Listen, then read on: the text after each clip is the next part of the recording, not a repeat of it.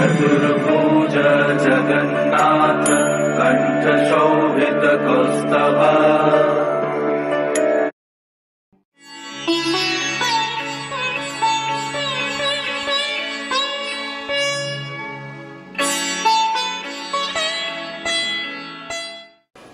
कल हमने नवम स्कंद श्रीमद् भागवत में ईशानु कथा के अंतर्गत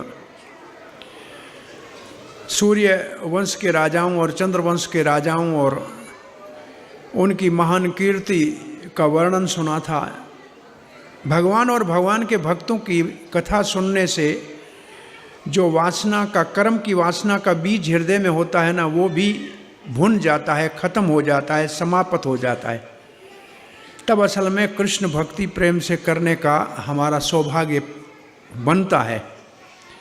उन कथाओं में एक गंगा अवतरण की कथा कल हमको बोलनी थी, क्योंकि पहले 5वें स्कंद में भी गंगा अवतरण की कथा आती है और गंगा पतित पावनी 5000 वर्ष तक भारतवर्ष में पतित पावनी गंगा और 10,000 वर्ष तक भगवान जगन्नाथ पतित पावन के रूप में, दारू ब्रह्म के रूप में रहेंगे।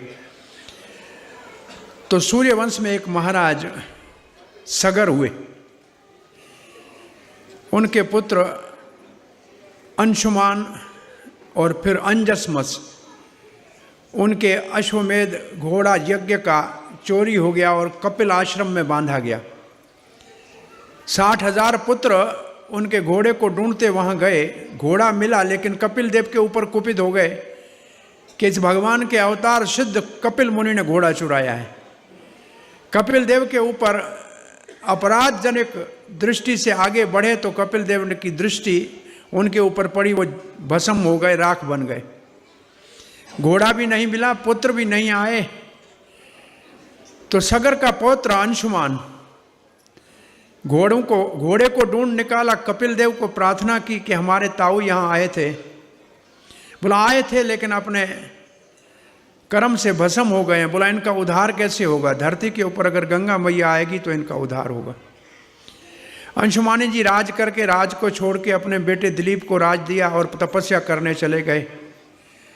कुछ नहीं हुआ। दिलीप जी राज करके चले गए तपस्या करने के लिए, गंगा धरती पर नहीं आई। दिलीप के पुत्र भागीरथ पहले राज नहीं किया, पहले तपस्या करने चले गए और उनकी तपस्या से गंगा माता प्रकट हो गई। गंगा माता ने कहा मैं आपकी 3 पीढ़ियों की तपस्या से प्रसन्न हो गई हूँ। आप चाहते हैं मैं धरती पे आऊँ, लेकिन मैं धरती पे आऊँगी तो मेरा वेग इतना तेज होगा, मैं पाताल में चली जाऊँगी, आपका काम नहीं होगा। कौन मेरे वेग को सहेगा? और दूसरा, ये पापी लोग मुझ में स्नान करेंगे तो मेरा पाप कौन धोएगा? तो महाराज भागीरथ ने भगवान शंकर को प्रसन्न किया। उनने कहा गंगा के वेग को मैं धारण कर लूँगा। और साधु संत महात्मा ऋषि गणों और आचार्य गणों ने कहा, वैष्णव भक्तों ने कहा कि गंगा जी को आश्वासन दो कि हम उसके किनारे पे रहेंगे और जब जब हम स्नान करेंगे उसके सारे पाप धुल जाएंगे। दोबारा भागीरथ जी ने गंगा जी का आवाहन किया। गंगा आई, गंगा को कहा आपके वेग को शंकर जी धारण करेंगे और ये संत महात्मा साधु, ये भक्त वैष्णव आपके पाप को धोएंगे। तो गंगा जी ऊपर से शंकर जी के जटाओं में आई और आज शंकर जी का नाम गंगाधर हो गया। गंगा को धारण कर लिया और फिर भागीरथ का रथ आगे चला और पीछे गंगा मैया चली और गंगा मैया इस रथ के साथ चली। आगे जब बंगाल में गई तो जानो ऋषि के सामान को ले गई साथ। जानो ऋषि ने गंगा को पी लिया। भागीरथ ने मुड़ के देखा कि बड़ी परिश्रम से गंगा को धरती पे लाए। अब गंगा दर्शन नहीं है। जानो ऋषि को प्रार्थना किया, जानो ने पुत्री के रूप में उसको प्रकट करके वापस दिया। तो गंगा का दूसरा नाम जाह्नवी है। और गंगा क्योंकि बहती है इसलिए गंगा कहते हैं, इसको भागीरथी कहते हैं क्योंकि भागीरथ लाए। इसको विष्णुपदी कहते हैं क्योंकि ये भगवान श्री विष्णु के चरण को धो के नीचे उतरी है और ये सीधी पहले ध्रुवलोक में गिरी। ब्रह्मा जी ने इस गंगा को अपने करमंडल में रखा, शंकर जी ने जटाओं में रखा और ध्रुवलोक से देवता विमानों में गंगा को देवलोक में लाए और भागीरथ इस गंगा को इस धरती पे लाए, जो गंगा पतित पावनी के रूप में आज भी ब्रह्म द्रव्य के रूप में, वो गंगा जल नहीं है, वो गंगा अमृत है। वो भाग्य है भारतवर्ष का कि गंगा और जमुना बहती हैं। वैसे जमुना गंगा से पुरानी है और पुरातन भी है और उसका महात्म भी बड़ा है। एक बार वृंदावन में, आगरा में बड़ा विवाद हो रहा था कि गंगा बड़ी कि जमुना बड़ी, महानता किसकी है। तो गोस्वामी जी को बुलाया गया। गोस्वामियों ने कहा कि गंगा महान है क्योंकि भगवान के चरण से उतरी है। तो गंगा के पक्ष वालों ने बोला गंगा मैया की जय हो। फिर उन्होंने कहा जमुना में तो पूर्ण रूप से भगवान श्री कृष्ण ही नहाते थे, तो क्या केवल अंगूठे पांव से निकली गंगा इतनी महान है, तो जिसमें भगवान पूरा नहाते थे वो तो उससे भी महान हो गई। बोला जमुना मैया की जय। जमुना के पक्ष वाले प्रसन्न हो गए। और ये दोनों आगे चल के जब वो प्रयागराज में पहुंचती हैं तो गंगा कहती है मैं नाम रखूंगी अपना, मैं राम नाम को चाहती हूँ, और जमुना कहती है मैं अपने रूप को रखूंगी। तो आगे से जमुना के रूप का जल सांवला चलता है और नाम गंगा का है और रूप जमुना का है। अब प्रयाग में देखेंगे तो जमुना भरी हुई है, गंगा में बहुत पानी कम होता है। और फिर गोस्वामी जी ने कहा, अपने गोस्वामी गए थे, संभवतः जीव गोस्वामी या रूप गोस्वामी, वही गंगा जब नवद्वीप से गुजरती है तो श्री चैतन्य महाप्रभु ने जल क्रीड़ा की, इसलिए गंगा भी महान है जमुना भी महान है, दोनों मिल जाती हैं। तो ये दो महान पवित्र नदियां भारत में बहती हैं और ये नदियों का दर्शन मात्र, स्नान, जल आचमन बहुत पवित्र करने वाला है। नाम लेने से भी पवित्र हो जाते हैं। तो ये कथा गंगा के अवतरण की धरती के ऊपर है। इसके बाद कल हमने भगवान श्री कृष्ण के प्रकट्य के पास कथा को विराम दिया था। भगवान के जितने भी अवतार आते हो, एक पहले 3 सिद्धांत समझ लीजिए। शरीरों का जन्म होता है और मृत्यु होती है। आत्मा का आना जाना होता है अपने कर्मों के कारण। आत्मा का ना जन्म होता है ना मृत्यु होता है, उसका आना जाना होता है अपने कर्मों के कारण, स्वतंत्र नहीं। आप अपने मन की वस्तु खरीद सकते हैं, चॉइस की गाड़ी खरीद सकते हैं, जो चाहो वो खाना बना सकते हैं, लेकिन आप किसके घर में पैदा होना है ये आपकी चॉइस नहीं है। ये देव नेत्रेण। तो शरीर का जन्म और मृत्यु होता है, आत्मा का आना जाना होता है और भगवान का करुणा के कारण अवतार होता है। अवतार का अर्थ है ऊपर से नीचे उतर आना। और भगवान के अवतार का एक जो कारण सामान्य रूप से भगवत गीता के माध्यम से सबको बताया गया है वो है धर्म की स्थापना करना, अधर्म का नाश करना, पापियों को दंड देना और साधुओं का संरक्षण करना। इस कार्य के लिए भगवान विष्णु अवतार लेते हैं। ये सारे अवतार भगवान विष्णु के आते रहते हैं और इनकी गणना नहीं की जा सकती। ये अनंत अवतार आते रहते हैं, समय समय में आते रहते हैं, युग युग में आते रहते हैं। लेकिन भगवान श्री कृष्ण अवतार नहीं है, अवतारी है। सब अवतारों का स्रोत है। भगवान श्री कृष्ण का अवतार नंद नंदन श्री कृष्ण, यशोदा नंदन श्री कृष्ण, गौलोक अधिपति श्री कृष्ण ब्रह्मा जी के एक दिन में 7वें मनवंतर की 28वीं चतुर्युगी के द्वापुर के अंतिम चरण में रेगुलरली नित्य अवतार लेते हैं। एक बार आए कृष्ण ऐसी बात नहीं है। ब्रह्मा जी के एक दिन में आते हैं। आज ब्रह्मा जी के 50 साल पूरे हो चुके हैं, कितनी बार कृष्ण आए होंगे। और ये जो श्री कृष्ण ब्रह्मा जी के एक दिन में नेम से आते हैं, धर्म स्थापना करना भी इनका कोई मुख्य उद्देश्य नहीं है। असुरों को संहार करना भी इनका उद्देश्य नहीं है।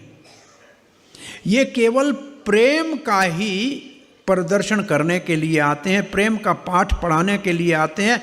क्योंकि प्रेम सभी करते हैं संसार में, लेकिन प्रेम किससे करना चाहिए किसी को मालूम नहीं है। न कोई पाठशाला में प्रेम पढ़ाया जाता है, न कॉलेज में, न यूनिवर्सिटी में। कृष्ण आके प्रेम करना सिखाने के लिए अपने साथ अपने लोक से अपने पार्षदों को लाते हैं, अपने से बड़े गोप गोपियों को लाते हैं, जिनके साथ भगवान माता पिता उनके बड़े बनते हैं और वात्सल्य प्रेम का प्रदर्शन करते हैं। अपने संग में अपने समान आयु के सखाओं को लाते हैं, उनके साथ गोचारण आदि वन विहार करके सखा प्रेम के प्रदर्शन करके सबको निमंत्रण देते हैं। और अपने संग से, अपने अंग से ही उत्पन्न राधा रानी के काया व्यूह विस्तार रूप गोपी गणों को लाकर और रास लीला आदि विहार करके जो भगवान से माधुर्य प्रेम करते हैं उनको निमंत्रण देते हैं। तो कृष्ण केवल प्रेम के प्रदर्शन के लिए आते हैं। 11 वर्ष तक ही केवल ब्रज में लीला करते हैं। गोकुल में कुमार अवस्था बाल लीलाएं करके वात्सल्य प्रेम की पुष्टि करते हैं। वृंदावन में आके पौंगल अवस्था में 5 से 10 साल वाला जो समय है उसमें वो वत्सचारण और गौचारण और वन विहार लीला करके सखाओं के प्रेम का पोषण करते हैं। और उनकी किशोर अवस्था 10 से 15 साल, उसमें वो गोपी गणों के संग में प्रेम का रास विहार करके माधुर्य रस के भक्तों को निमंत्रण दे के उसका पोषण करते हैं।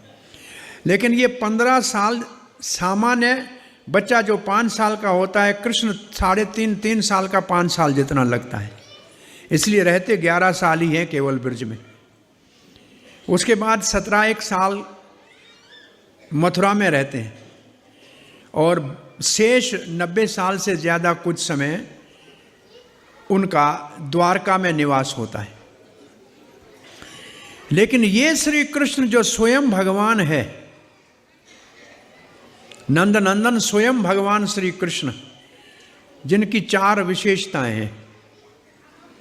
गोप वेशधर, वो गोप का वेश धारण करते हैं, मोर पंख लगाते हैं, पगड़ी बांधते हैं, पीतांबर पहनते हैं। नित्य किशोर, कभी भी 15 साल से बड़े नहीं होते हैं। नटवर, चलते हैं तो नृत्य करते हुए चलते हैं। और चौथा वेणु कर, हाथ में बांसुरी होती है। ये 4 विशेषताएं भगवान स्वयं भगवान श्री कृष्ण की हैं। और ये 4 विशेषताएं ऐसी हैं जो वैकुंठ में नारायण तक में भी नहीं है। नारायण से भी गुणों में 4 विशेष गुण श्री कृष्ण स्वयं भगवान में पाए जाते हैं। लीला माधुरी, वेणु माधुरी, रूप माधुरी और प्रेम माधुरी। तो यहां श्री कृष्ण का प्रकट होना है। लेकिन साथ में इस बार जब श्री कृष्ण 5000 कुछ 100 साल पहले प्रकट हुए थे भारत वर्ष में, ब्रज गोकुल में, उस समय पृथ्वी का भार भी बढ़ गया था। पृथ्वी ने भी भगवान के अवतार के लिए ब्रह्मा जी के साथ जाकर प्रार्थना की थी। तो भगवान श्री कृष्ण को तो नेम से आना ही था, लेकिन अवतार के लिए प्रार्थना की थी गई थी, इसलिए अवतार भी विष्णु का साथ आया था। तो इसलिए इस रहस्य को समझने के लिए 2 भाग में कथा को करके आगे बढ़ाते हैं। कल जहां भागवत में कथा को विराम दिया था, सुखदेव महाराज ने धारावाहिक कहा कि इस पृथ्वी के ऊपर आतिताई राजाओं का इतना भार बढ़ गया कि पृथ्वी माता गाय के रूप धारण करके ब्रह्मा जी के पास गई और ब्रह्मा जी ने शंकर जी को साथ लिया और फिर अन्य देवताओं को साथ लेकर क्षीर सागर के तट पे, जो इस भौतिक जगत में क्षीर सागर ध्रुव लोक को कहते हैं, श्वेत द्वीप, वहाँ गए। और वहाँ जाके भगवान का दर्शन तो नहीं हुआ, लेकिन वहाँ प्रार्थना पुरुष सूक्त से प्रार्थना की। भगवान ने ब्रह्मा जी के हृदय में संदेश दिया कि पृथ्वी के संकट से मैं परिचित हूं और आप निश्चित हो जाइए, मैं प्रकट हो रहा हूं। आप इन सब देवताओं को कहिए कि श्री के प्रिय करने के लिए स्वयं और अपनी पत्नियों के संग में यदुवंश में प्रकट हों। ब्रह्मा जी ने देवताओं को आश्वासन दिया। ब्रह्मा जी वापस आए और दूसरे तरफ सूरसेन देश, उसके राजा महाराज उग्रसेन, उसका पुत्र कंस, जो उसका पुत्र नहीं है, कंस काल नेमी असुर है और बड़े दुष्टता और धोखे से पद्मावती महाराज उग्रसेन की पत्नी विदर्भ देश की थी। वो अपने मैके आई हुई थी। आकाश मार्ग से इस दुष्ट कालनेमी राक्षस ने उग्रसेन का रूप धारण करके नीचे उतर के, और पद्मावती ने समझा मेरा पति आया है, सहेलियों से अलग हो गई और उसका सत्य भंग किया और कंस के रूप में प्रकट हुआ। यहां देवकी का विवाह सूरसेन के पुत्र वसुदेव से हो रहा है और मंगल विवाह के बाद विदाई के समय कंस चाचा का लड़का भाई है, वो सारथी बना है वसुदेव और देवकी का। बड़ा जहेज है और ये विदाई हो रही है। और विदाई जब हो रही है तो आकाशवाणी हुई। देवताओं ने देखा कि अगर कंस क्रूर इतना दयालु होके और भगवान के होने वाले माता पिता की सेवा करेगा तो भगवान को आने में देर हो जाएगी। तो उन्होंने आकाशवाणी करके कहा, एक मूर्ख कंस, देवकी का 8वां गर्भ तेरा काल। ये नहीं बोला बेटा या बेटी। कंस का प्रेम कपूर की तरह उड़ गया। दुष्ट असुर व्यक्ति तब तक प्रेम करते हैं जब तक स्वार्थ होता है। स्वार्थ के ऊपर लात लगी नहीं, उनका असली रूप प्रकट हो गया। कंस ने देवकी को बालों से पकड़ा और तलवार निकाला। देवकी शांत, न तो कहती है भाई मुझे मत मारो, न तो कहती है पति मेरी रक्षा करो। वो तो प्रशांत भगवान की माता बनने वाली है, इसलिए निर्भय खड़ी है। लेकिन वसुदेव ने कहा मैं पति हूं, मेरे को अपनी पत्नी का रक्षण करना है, ये मेरा धर्म है। शाम दाम दंड भेद जितने नेम हैं नीति के, पहले प्रशंसा की, अरे भोजराज महाराज आपकी बहन, मंगल विदाई का समय, ये थोड़ी मारा जाएगा। आप तो बड़े सौम्य हैं कंस, आप तो दीन वत्सल हैं। अरे सरस्वती तो बड़ी चिंतित हो गई, दीन वत्सल कंस कब से हो गया। तब सरस्वती ने एक शाश्वत अर्थ निकाला कि ये बछड़ों का, ब्राह्मणों का, दीनों का हत्या करने वाला बड़ा हत्यारा है। शाश्वत इसका अर्थ ये है। तो सरस्वती का अर्थ इसका ये निकला। और जब कंस किसी और नीति से नहीं माना तो वसुदेव ने कहा जब मृत्यु सर के पे ऊपर हो तब कैसे भी उसको टालना चाहिए। उन्होंने कहा कंस, भोजराज, आपको देवकी से भय नहीं है, इसके संतान से भय है ना। मैं वसुदेव आपको वचन देता हूं, इसके वो सारे संतान जिनसे आपको भय नहीं है दे दूंगा, लेकिन जिससे भय है वो नहीं दूंगा। संस्कृत भाषा में वहां लिखा है कि भय, जिससे अभय है, कोई भय नहीं है, वो दे दूंगा। अगर कृष्ण को वसुदेव उठा के कंस को देकर आए क्रूर को, तो क्या भगवान वहां प्रकट होंगे? तो आपको वो सब बच्चे दे दूंगा जिससे आपको भय नहीं है। ये संस्कृत भाषा में आचार्यों का मत है। और कंस को विश्वास था वसुदेव के वचन के ऊपर, छोड़ दिया, जाओ, चले गए अपने घर। पहला संतान हुआ वसुदेव और देवकी को। वसुदेव अपना वचन पालन करने के लिए बच्चे को ले आए, कंस को हाथ में दिया। कंस ने कहा इससे मुझे खतरा थोड़ी है, भय तो 8वें से ले जाओ। वसुदेव बोलता इतना दया कर रहा है, इसके ऊपर विश्वास तो नहीं किया जा सकता, लेकिन नहीं मार रहा है तो मैं जबरदस्ती तो नहीं इसको बोलूंगा कि लो। वसुदेव वापस लौटने लगे। नारद जी सीधे चले आए और कहे, हे महाराज, भोज वंश के शिरोमणि, मैं आ रहा था, देवलोक के सारे देवता यदुवंश में अवतार लेके आपके विरुद्ध कुछ षड्यंत्र कर रहे हैं। ये विष्णु पहला होगा कि 8वां होगा, इसकी गिनती कैसे समझोगे? चाहे ये 8 उंगलियों को यहां से गिनो तो ये पहली है और यहां से गिनो तो ये पहली है। ये अष्टदल कमल रख के बीच में कहा गिनो कौन सा पहला कौन सा 8वां।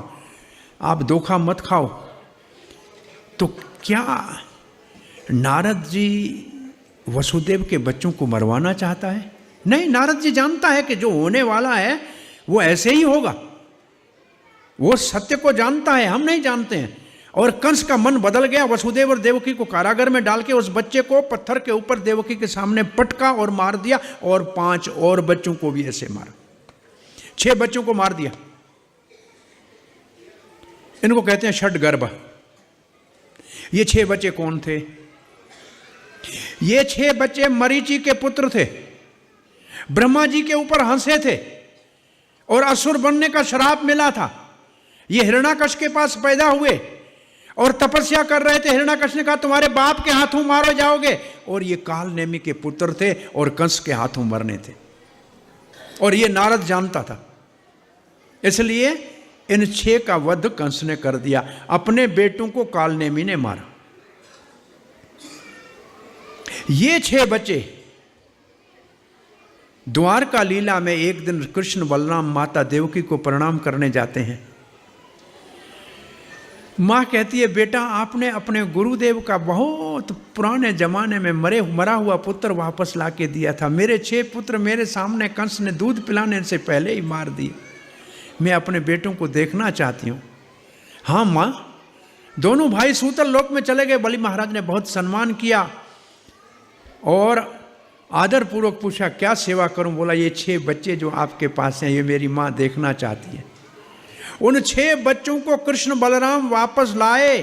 देवकी के स्तन के अंदर दूध आ गया। माता का वात्सल्य उमड़ पड़ा।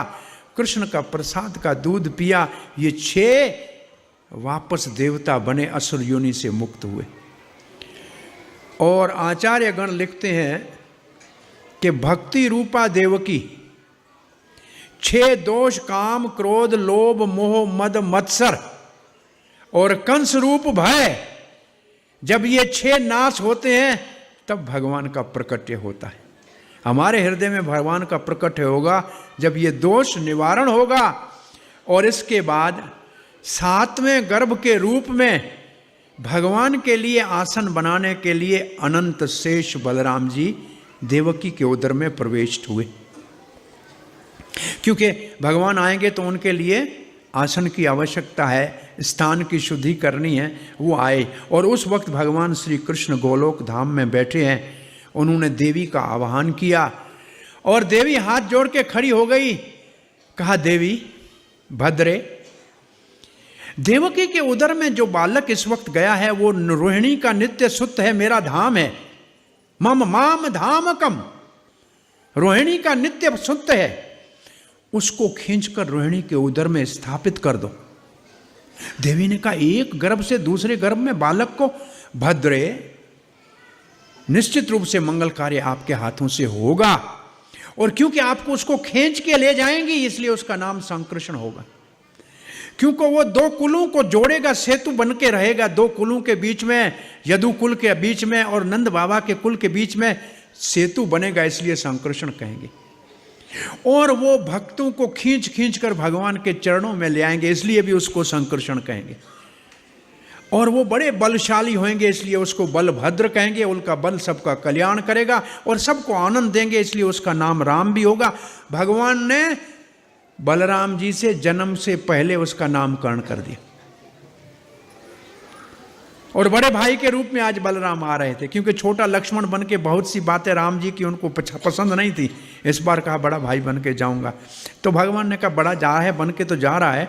संसार वाले कहेंगे बड़ा पहले बलराम आया इसलिए बड़ा, इसलिए पहले नाम दीक्षा दे के संस्कार कर देते हैं तो पता लगे कि आदि पुरुष कौन है। तो ये 3 नाम रख के और फिर कहा देवी तुम मेरी अनुजा, अनुजा का मतलब छोटी बहन के रूप में यशोदा के वहाँ प्रकाश होना। और ये 2 काम तुम करोगी तो तुम्हारा भारतवर्ष में विंध्या पर्वत के ऊपर और अन्य स्थानों पे वैष्णवी के नाम से, काली के नाम से, चामुंडा के नाम से और कात्यायनी के नाम से जो भी ऐसे नाम देवी की तुम्हारी पूजा होगी, ऐसे भगवान ने आशीर्वाद दिया। और देवी ने 7वां गर्भ देवकी का खींच कर रोहिणी के उदर में, रोहिणी रहती थी वसुदेव के पास। जब गर्भवती हो गई तो अक्रूर काका घोड़ी के ऊपर बिठाकर रोहिणी को नंद भवन में नंद बाबा के पास छोड़ के आए। रोहिणी गर्भवती थी और अचानक लगा कि मेरा लगता है गर्भपात हो गया, फिर लगा नहीं बचा हुआ है, और रोहिणी के उदर में तो आ गए बलराम जी, और यहाँ कंस के ऊपर लांछन होने लगा कि 7वां गर्भ देवकी का कंस ने गिराया होगा। अब भगवान गोलोक में बैठे हैं। भगवान अपि विश्वात्मा भक्तानाम अभयंकर। भगवान जो सबके हृदय में विराजमान है, सबसे प्रेम करते हैं, विश्व आत्मा जो है भक्तों को भय से मुक्त करते हैं। आविशेष अंश भागे न, अपने सारे अंशों को अपने अंदर समाकर। मनक अनंक दुमदुबी ही, अनक दुमदुबी वसुदेव का नाम है। वसुदेव के जन्म के समय देवताओं की दुमदुबियां अपने आप बज गई थी, उसका नाम हो गया अनंक दुमदुबी। और उसके मन में भगवान प्रवेश हुए और वसुदेव से प्रकाश निकलने लगा। जिस महात्मा संत साधु आचार्य के हृदय में भगवान का प्रकट्य होता है वो प्रकाश निकलता है और उसके पास जाने से शांति मिलती है। और वसुदेव के हृदय से जगत का मंगल करने वाला अच्युत अंश देवकी के हृदय में स्थानांतर हुए। इसको कहते हैं सनातनी दीक्षा प्रणाली। गुरु के हृदय में भगवान जागृत प्रकट शिष्य के हृदय में स्थापित करते हैं। मानो वसुदेव ने देवकी को दीक्षा दे दी और भगवान वसुदेव के मन से देवकी के हृदय में आ गए। जैसे सूर्य का प्रकाश प्राची दिशा में उगते हुए चंद्रमा को प्राप्त होता है और देवकी भी चमकने लगी, लेकिन कंस के भय से आग राख से ढकी हो ऐसे उसका चमक अभी दिख नहीं रहा था। तो ये सामान्य बालक की तरह भगवान का जन्म नहीं होता, इसलिए भगवत गीता का ये सबसे महत्वपूर्ण श्लोक है। जन्म कर्म च मे दिव्यम एवं यो वेति तत्वतः त्यक्त्वा देहम पुनर्जन्म नयति माम एति सो अर्जुन। भाई मेरा जन्म सामान्य नहीं होता है, अलौकिक होता है, दिव्य होता है। मन में भगवान प्रकट होते हैं। और भक्ति सिद्धांत सरस्वती गोस्वामी महाराज श्रील प्रभुपाद कहते हैं जन्माष्टमी तो हर साल मनाते हैं। जिस दिन आपके हृदय में भगवान का प्रकट हुआ उस दिन आपकी जन्माष्टमी होगी। हमको अपने हृदय में भगवान को प्रकट करना है, ये हमारे साधन का फल है। कृष्ण प्रेम प्रकट होगा और कृष्ण प्रेम और भक्ति में ये सामर्थ्य भगवान को हृदय में लाती है। वैसे भी भगवान सबके हृदय में परमात्मा के रूप में तो होते ही है, लेकिन कृष्ण भक्ति करने वालों के हृदय में वही परमात्मा चतुर्भुज त्रिभंग ललित श्याम सुंदर के रूप में प्रकट हो जाता है। अब देवकी माता भी चमकने लगी। कंस कारागृह में आया, देवकी को देखा और ये चमक रही है, लगता है मुझे मारने वाला इसके उदर में आ गया। लेकिन क्या मैं इसको मारूं, स्त्री को मारूं, गर्भवती को मारूं, मेरे आश्रित है उसको मारूं? नहीं, ये ठीक नहीं है। भगवान किसी के हृदय में आ जाए तो कंस जैसे राक्षस का मन भी बदल जाता है। और कंस ने कहा ठीक है, जब जन्म होगा तब देखा जाएगा। कंस चला गया।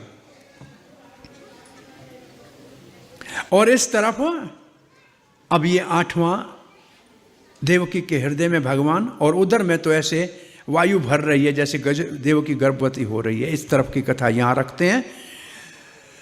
नंद बाबा कल आपको बताया था प्रजन्य के 5 पुत्रों में बीच का पुत्र नंद था। सुना वो उपनंद, नंद, सुनंद, नंदन, अभिनंदन, ये 5 भाई थे। बीच वाले भाई को राजा बना दिया। और नंद बाबा का विवाह सुमुखा गोप की बेटी यशोदा के साथ हुआ। यशोदा का भी वेदों में नाम देवकी है, लेकिन उसके गुणों से उसको यशोदा कहते थे। और यशोदा को कोई संतान नहीं। नंद बाबा राजा है, कोई संतान नहीं। एक दिन नंद बाबा सुबह सवेले जमुना से स्नान करके आ रहे हैं। सवेले नंद बाबा 3:30 बजे चले जाते थे, 4 बजे तक तो स्नान करके लौटते थे। लौट रहे थे तो ब्रजवासी ब्राह्मण अपने बाहर चौकों के ऊपर घर के बाहर दांतन कर रहे थे। तो नंद बाबा ने बड़े आदर से अपने चप्पल उतारे और उनको प्रणाम किया। और प्रणाम किया तो उन्होंने कहा पुत्रवान भव नंद। नंद बाबा कहते हैं सोच समझ के ब्राह्मणों आशीर्वाद देना चाहिए, इस उम्र में आप कैसे पुत्रवान बनेंगे। ब्राह्मण कहते हैं सोच समझ के आशीर्वाद दें, पता नहीं पूरा हो या ना हो, ये तो भगवान ने हृदय से कहलाया है। और नंद बाबा तो गए अपने घर में, अपने सालंगराम जी की पूजा करने लगे। ब्राह्मण नहा धो के चले गए सांडल्य ऋषि के पास। कहा गुरुदेव हमने नंद बाबा को सुबह आशीर्वाद दे दिया। बोला इतने ब्राह्मणों का आशीर्वाद क्यों नहीं फलेगा, एक महान यज्ञ नंद बाबा से कराओ।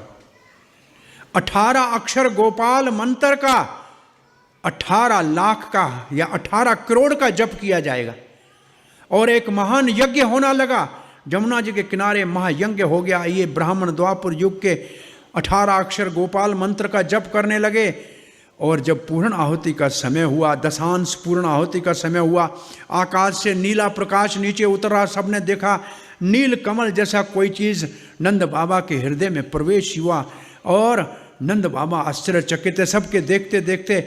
और घर में नंद बाबा यशोदा से कहते हैं मेरे हृदय में कोई नील कमल बालक है। और यशोदा कहती है मुझे भी लज्जा आ रही है, आपके हृदय से वो बालक मेरे हृदय में आ रहा है।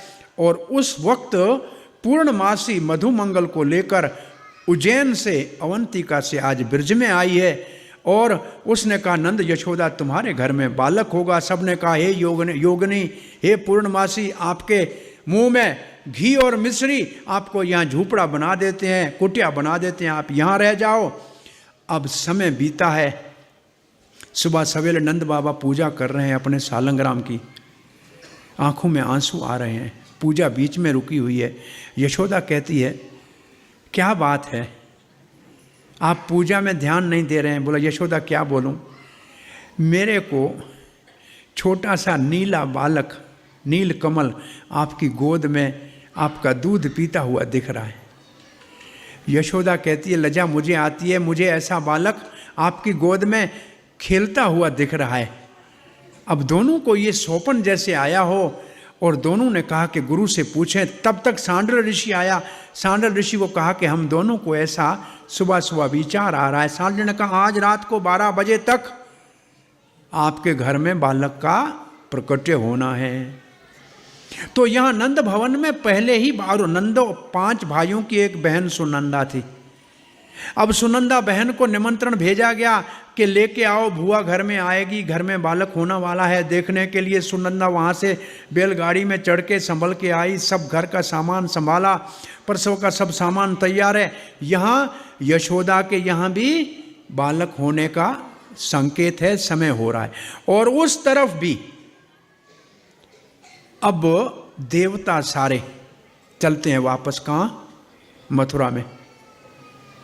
देवता शंकर जी ने ब्रह्मा जी को लिया, ब्रह्मा जी ने नारद को कहा और नारद ने इंद्र को बुलाया, वरुण चंद्र ये सारे मथुरा में कंस के कारागृह में देवकी के उदर में बालक जो आया है कृष्ण, उसको प्रार्थना करने के लिए आए। इसको गर्भ स्तुति कहते हैं। संसार में सब शास्त्रों में गर्भ की निंदा की गई है, लेकिन इस भगवान के गर्भ में आने की स्तुति ब्रह्मा आदि देवता कर रहे हैं। गर्भ स्तुति, कभी कभी लोग पूछते हैं कि भगवान गर्भ में कैसे आ सकते हैं, तो हम कहते हैं भैया भगवान सब जगह तो है, सब जगह होते हैं कि नहीं। बोला हाँ सब जगह तो हैं। तो क्या गर्भ सब जगह से बाहर है क्या, वहाँ नहीं आ सकते क्या, या आपसे पूछ के फिर जाएं गर्भ में। अरे भगवान है, उसकी इच्छा है, जहाँ से प्रकट होना चाहे हो सकते हैं, उसमें क्या है। वो उत्तरा के गर्भ में चले गए थे, उसके हृदय से नीचे उतर के उत्तरा के गर्भ में चले गए और परीक्षित की रक्षा कर ली, तो कौन सा भगवान को अंतर पड़ गया। तो भगवान की प्रार्थना करने के लिए, और देवता कहते हैं सत्य, आपका वचन सत्य है, आप तीनों कालों में सत्य हैं, आप सत्य की यूनी है, आपने वचन दिया था आने का, आप आ गए। और फिर कहा कि आप जब आते हैं तो आपके चरणों की नौका बनाकर ये महात्मा लोग भवसागर को पार कर जाते हैं, और जाने के बाद ये भक्ति की नौका को पीछे छोड़ के जाते हैं और कई लोग संसार को पार कर सकते हैं। और देवताओं ने सुंदर प्रार्थना करने के बाद देवकी को कहा अब निर्भय हो जा रहे हो, आपको और विश्व को अभय देने वाले अब आप प्रकट होने वाले हैं। फिर देवता सारे प्रणाम करके बाहर निकले, दिशाएं सारी शुद्ध हो गई।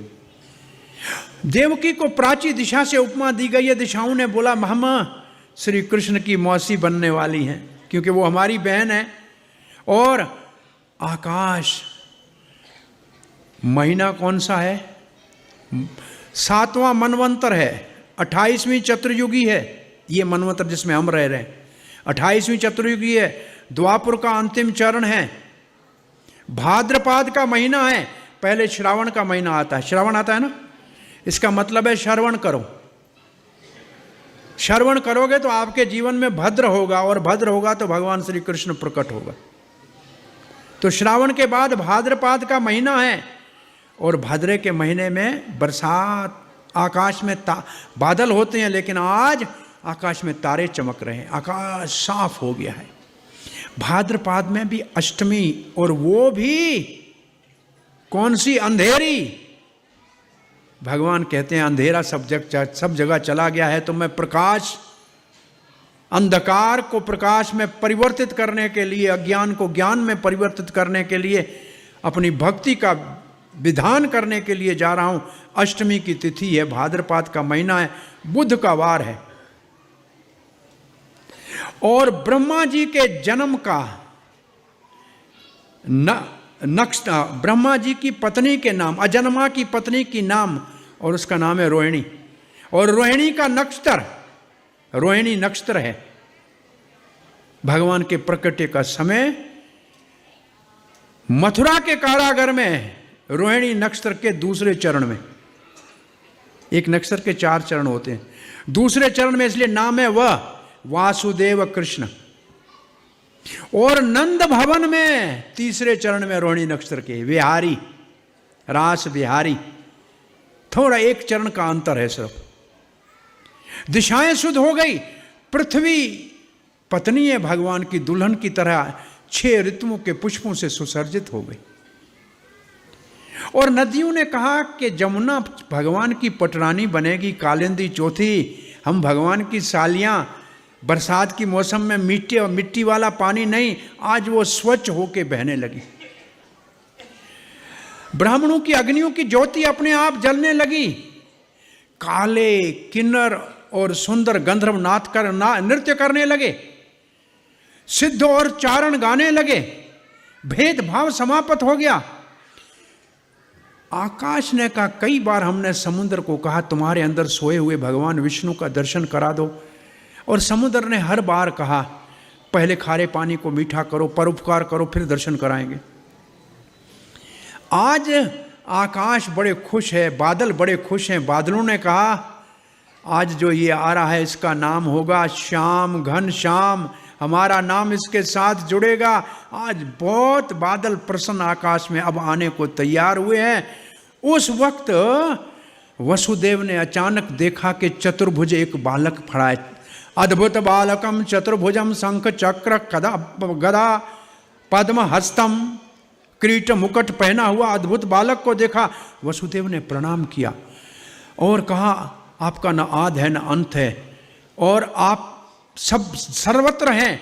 और सुंदर बहुत चतुर्श्लोकी भागवत जैसी बड़ी प्रार्थना की। और उसके बाद देवकी ने प्रणाम करके कहा, हे भगवान, विश्व सारा जिसके पेट में वो मेरे पेट में कैसे आया, और आप चतुर्भुज रूप में हैं, इसको देख के मुझे भय लग रहा है, आप छोटे बालक बन जाओ। भगवान ने बालक बनने से पहले उन दोनों से संबोधित हो करते हुए कहा कि देखो आप पृष्णी थी, शतरूपा और पृष्णी थे, तब आपने बड़ी तपस्या की थी, मेरे जैसा पुत्र चाहा था, मेरे जैसा और कोई होता नहीं है, इसलिए पहले मैं आपका पृष्णी गर्भा पुत्र हुआ, फिर आप आदित्य और कश्यप हुए, तब मैं वामन देव के रूप में आपका पुत्र हुआ, अब देवकी और वसुदेव में आपका वसुदेव कृष्ण हूँ। आपको कंस से अगर भय लगता है ना, ये सूरसेन के पुत्र सूरवीर ततश्च सौरेर परचोदयात, भगवान ने कहा मेरे को यहाँ से ले चलो और गोकुल में नंद भवन में यशोदा के पास रखकर वहाँ से जो कन्या है उसको यहाँ लेकर आओ। भगवान ने वसुदेव को ये आदेश दिया और वसुदेव ने भगवान की आज्ञा का पालन किया। वसुदेव के हाथ में हथकड़ी थी, पाँव में बेड़ियाँ थी। वसुदेव ने उस छोटे बालक को, कोमल बालक को रेशमी गदेले में ऐसे उठाया, जैसे वसुदेव ने बालक को छाती से लगाया, हाथ की हथकड़ियाँ नीचे गिर गई, पाँव की बेड़ियाँ नीचे गिर गई, दरवाजे ऐसे खुल गए जैसे सूर्य के उगने से अंधेरा चला जाता है, कोई आवाज नहीं हुआ। लिखा है कृष्ण वाहक वसुदेव। वाहक का मतलब ढोने वाला, जो कृष्ण को हृदय में ढोता है उसके सारे बंधन खुल जाते हैं, उसके सारे रास्ते साफ हो जाते हैं। और भगवान की महामाया जो मानव को भुला देती है, उसने मथुरा वाले सबको सुला दिया। और दूसरे तरफ भगवान की योग माया जो लीला करती है, उसने गोकुल वालों को भी सुला दिया। और वसुदेव बालक को लेके बाहर निकले, सब दरवाजे खुले मिले। बादलों ने कहा बच्चे का स्नान नहीं कराया है, अभी तो इसका जन्म हुआ है, ऊपर से हल्की बूंदाबांदी होने लगी और भगवान का अभिषेक हो रहा है। इंद्र को विचार आया कि हमारी प्रार्थना पे आए हैं, गर्मी की मौसम है, कहीं कोई बाहर सोया हुआ होगा और देख लिया वसुदेव को बच्चे को ले जाते हुए, इसलिए ऐसी वर्षा होनी चाहिए कि आंख के सामने कोई चीज़ दिखाई न दे। मूसलाधार बारिश होने लगी और शेष ने देखा कि इंद्र को क्या हो गया, इतने छोटे बालक के ऊपर इतनी बारिश। शेष पीछे से वसुदेव और कृष्ण के ऊपर छाता बन गए और जमुना के किनारे वसुदेव देखते हैं तो समुद्र में जैसे कुंड कोई हो, ऐसे जमुना भयंकर बह रही है। निर्भय वसुदेव उसके अंदर प्रवेश हुए। जमुना का पानी जब नाक तक पहुंचा, तब वसुदेव ने बच्चे को सर के ऊपर रखा और नाक से ऊपर पानी आने लगा। तब कहा कोई ले लो, कोई ले लो। एक गांव है कोयला, आज भी एक गांव है कोयला, ये गोकुल के पास में गांव है। कोई बच्चे को ले लो, कच्ची बच्चे को ले लो। और भगवान ने चरण अपना बाहर निकाला और जमुना जी ने भगवान का चरण का दर्शन करके धोया। जमुना ने पहले तो भगवान को ये दिखाना था कि मेरे यहाँ पेट में कालिया नाग बैठा हुआ है, आपको अभी से प्रार्थना कर रही हूँ कि हमारे शुद्धि करनी है। और दूसरा, भगवान के चरण का दर्शन करने के लिए जमुना ऊपर आई। जैसे ही भगवान के चरण का स्पर्श हुआ, जमुना ने ऐसे रास्ता दे दिया वसुदेव को जैसे हिंद महासागर ने रामचंद्र को मार्ग दे दिया था। वसुदेव जी नंद भवन में प्रवेश हुए, सारे उत्सव की तैयारी करके बैठे हुए थे, बजाने वाले बैठे हुए थे, गाने वाले बैठे, लेकिन सभी सो गए। योग माया ने सुला दिया। बच्चे को रखा यशोदा के पास में और बच्ची को उठा लिया और वसुदेव वापस निकला। सब सोए हुए थे। जमुना ने फिर भगवान के पिता को रास्ता दे दिया और दरवाजे खुले मिले और अपने कक्ष में जैसे कारागृह में पहुंचा, दरवाजे बंद, हथकड़ी पड़ गई, बेड़ियां आ गई और बच्ची ने रोया। बच्ची ने रोया, संतरी जाग गए, सिपाहियों ने कंस को जगाया। रात को 2-2:30 तो बज गए होंगे।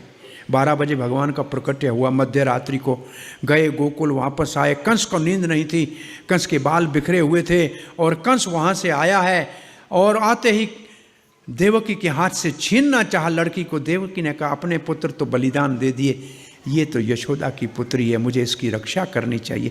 कंस को कहा बेटा, कंस को भैया ये बेटा नहीं है बेटी है, इससे आपका क्या बिगाड़े? अरे मेरा आखिरी संतान है, इसको तो छोड़ दो, बड़ी हो जाएगी तो आपके पुत्र के साथ विवाह भी कर दूंगी, आप इसको मत मारो। लेकिन देवकी की एक कंस ने नहीं सुनी, बच्ची को जबरदस्ती खींच के लिया और पटकने लगा पत्थर पे। आकाश में गई अष्टभुजाओं में। देवी ने कहा ए मूर्ख, तुझे मारने वाला पैदा हो चुका। ये जो असुर होते हैं ना, देवी देवता के बड़े पूजने वाले होते हैं, लेकिन भगवान के ईर्ष्यालु होते हैं। अरे कंस डर गया, बोला देवी कह रही है तो सच कह रही होगी। और कंस का दिमाग बदल गया। वसुदेव और देवकी के पांव पड़ के कहता है बहन देखो, ये देवताओं ने झूठ बोला था कि 8वां लड़का होगा, ये तो लड़की हो गई। अरे मैंने कुछ नहीं किया है, देवताओं ने गलत रास्ते पे मेरे को डाल दिया, आप मेरे को क्षमा कर देना। अरे भैया वसुदेव आपकी क्षमा, आप आज़ाद हो, आप जाओ अपने घर, आपको मुक्त करता हूँ। कंस ने इन दोनों को मुक्त कर दिया और कंस वापस 2 घंटे तो उसका बुद्धि ठीक रही। और सुबह जैसे उसके संतरी मंत्री आए, अघासुर आया, बकासुर आया, पूतना आई, चाणूर आया, मुष्टिक आया। उसने बोला महाराज चिंता में क्यों है? बोला 8वां गर्भ में लड़की हुई, वो आकाश में अष्टभुजा में वो देवी हो गई और कहा कि मुझे मारने वाला पैदा हो गया। अरे हंसने लगे महाराज, ब्रह्मा विष्णु महेश को छोड़ के सारे देवता आपसे डरते हैं। अरे जितने बच्चे ब्रज में पैदा हुए हैं सबको मार देंगे, आप क्यों डरते हो? और कंस ने फिर अत्याचार शुरू कर दिया। कंस के अत्याचारों को छोड़ते हैं, अपन चलते हैं फिर वापस गोकुल में। हरे कृष्णा कृष्णा कृष्णा हरे हरे, हरे राम राम राम हरे हरे। गोकुल में कृष्ण को जैसे, असल है गोकुल में ऐसे लिखा है, शास्त्रों में ऐसा वर्णन है कि यशोदा ने दो बालकों को जन्म दिया, एक गोविंद आख्या, एक को गोविंद कहा जाता है, और एक योग माया जिसको कंस ले गया। अब जो बच्चा वसुदेव लेकर आया था, वसुदेव कृष्ण 4 हाथों वाला जो प्रकट हुआ था, वो है अवतार जिसके लिए ब्रह्मा पृथ्वी के कहने के ऊपर प्रार्थना की थी, वो तो है अवतार। और जो बालक नंद और यशोदा के यहां प्रकट हुए वो है स्वयं भगवान श्री कृष्ण। और वसुदेव जो बच्चा लाए वो नंद नंदन में समाये और दोनों एक हो गए। इसके लिए 2 कारण लिखते हैं विश्वनाथ चक्रवर्ती ठाकुर, कहते हैं एक तो जातकर्म संस्कार किया नंद बाबा ने। जातकर्म संस्कार का मतलब है मां से बच्चे का जो नाड़े का संबंध है वो काटना। तो ऐसे तो नहीं हो सकता है कि वसुदेव नाड़े के साथ बच्चे को मथुरा से लाए होंगे, इसका मतलब किसी बच्चे का जन्म हुआ तब ना। और दूसरा, अनुजा अगर देवी को भगवान ने कहा तो बड़ा भाई होगा, तब छोटी बहन होगी ना, बड़े भाई के बगैर तो छोटी बहन नहीं हो सकती। इसका अर्थ है कि नंद भवन में भी स्वयं भगवान श्री कृष्ण का प्रकट हुआ, उसके साथ एक माया के रूप में वो लड़की प्रकट हुई। अब बालक रोया, मैया सोई है, बालक रोया, सुनंदा ने जाके देखा और देखा कि बच्चा लड़का है। सुनंदा नाचती हुई गई और नंद बाबा को कहा आपके घर में बालक हुआ। और नंद बाबा जैसे बैठे थे ऐसे ही कूद के जमुना में स्नान किया कपड़ों के साथ। वैसे कपड़ों के साथ स्नान करना निषेध है, लेकिन पुत्र आदि के ऐसे प्रसन्नता में जब स्नान किया जाता है, जितने छींटे ऊपर उड़ते हैं उतने पितृलोक में बैठे हुए पूर्वज सब प्रसन्न हो जाते हैं। नंद बाबा बड़ा आनंद में मगन हो गए। और फिर नंद के आनंद भयो जय कन्हैया लाल की, नंद के। ये नहीं है कि नंद को बेटा हुआ, नंद के घर में आनंद आया। भगवान सच्चित आनंद है ना, आनंद भयो नंद के। नंद जात अहलादो, नंद के घर में अहलाद साक्षात प्रकट हुआ है। और नंद के घर में जब अहलाद हुआ, इसके बाद 18 श्लोकों में नंद उत्सव का वर्णन है।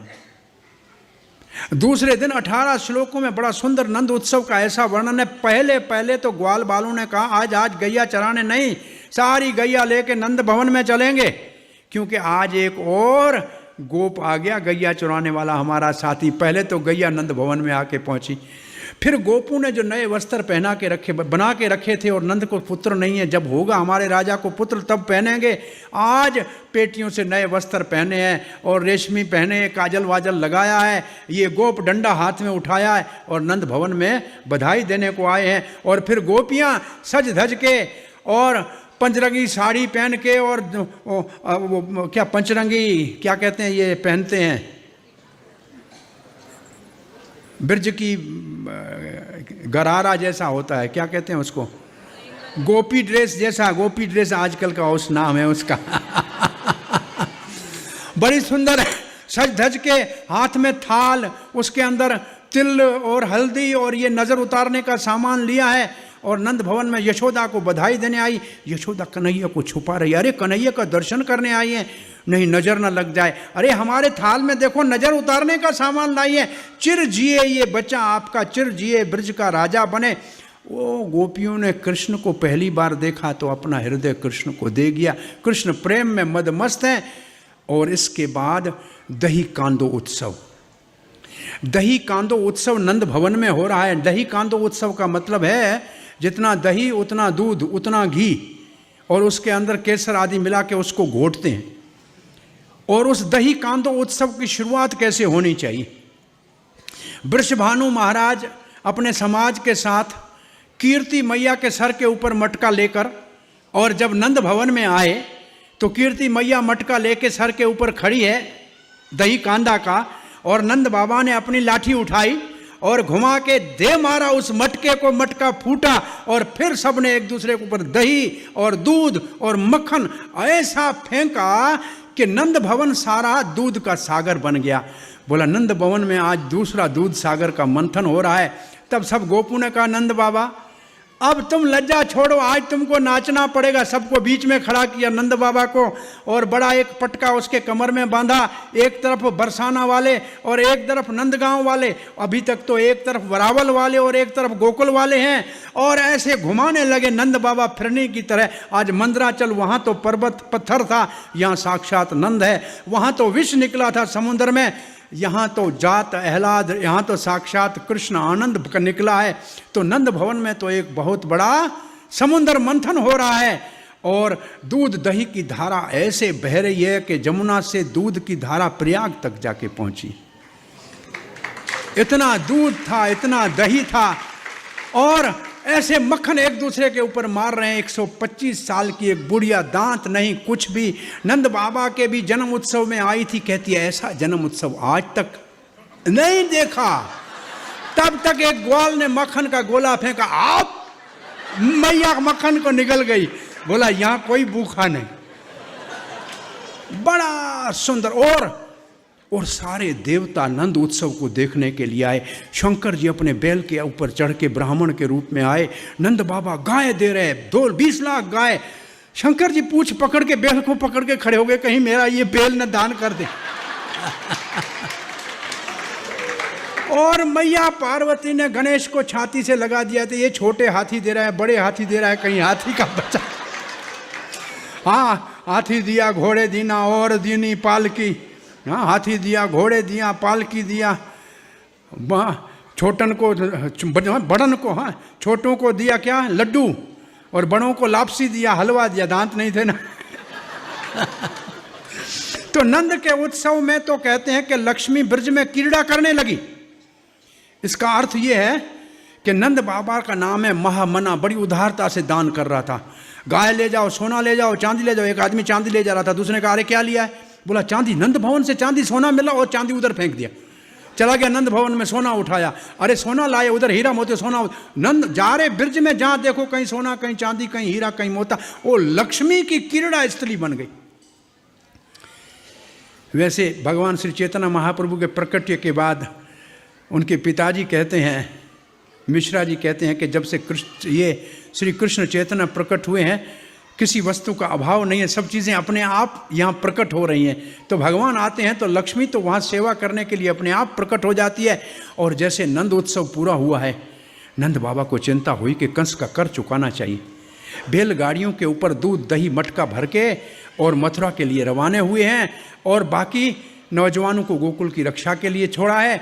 नंद बाबा ने जाके कंस को कर चुकाया। एक बगीचे में अपनी गाड़ी को खड़ा किया, वसुदेव मिलने के लिए आया। नंद और वसुदेव का मिलन, दो भाइयों का, दो मित्रों का ऐसा मिलन है। वसुदेव कहते हैं नंद, आपको इस उम्र में पुत्र हुआ, आपको बधाई हो, आप बड़े भाग्यशाली हो।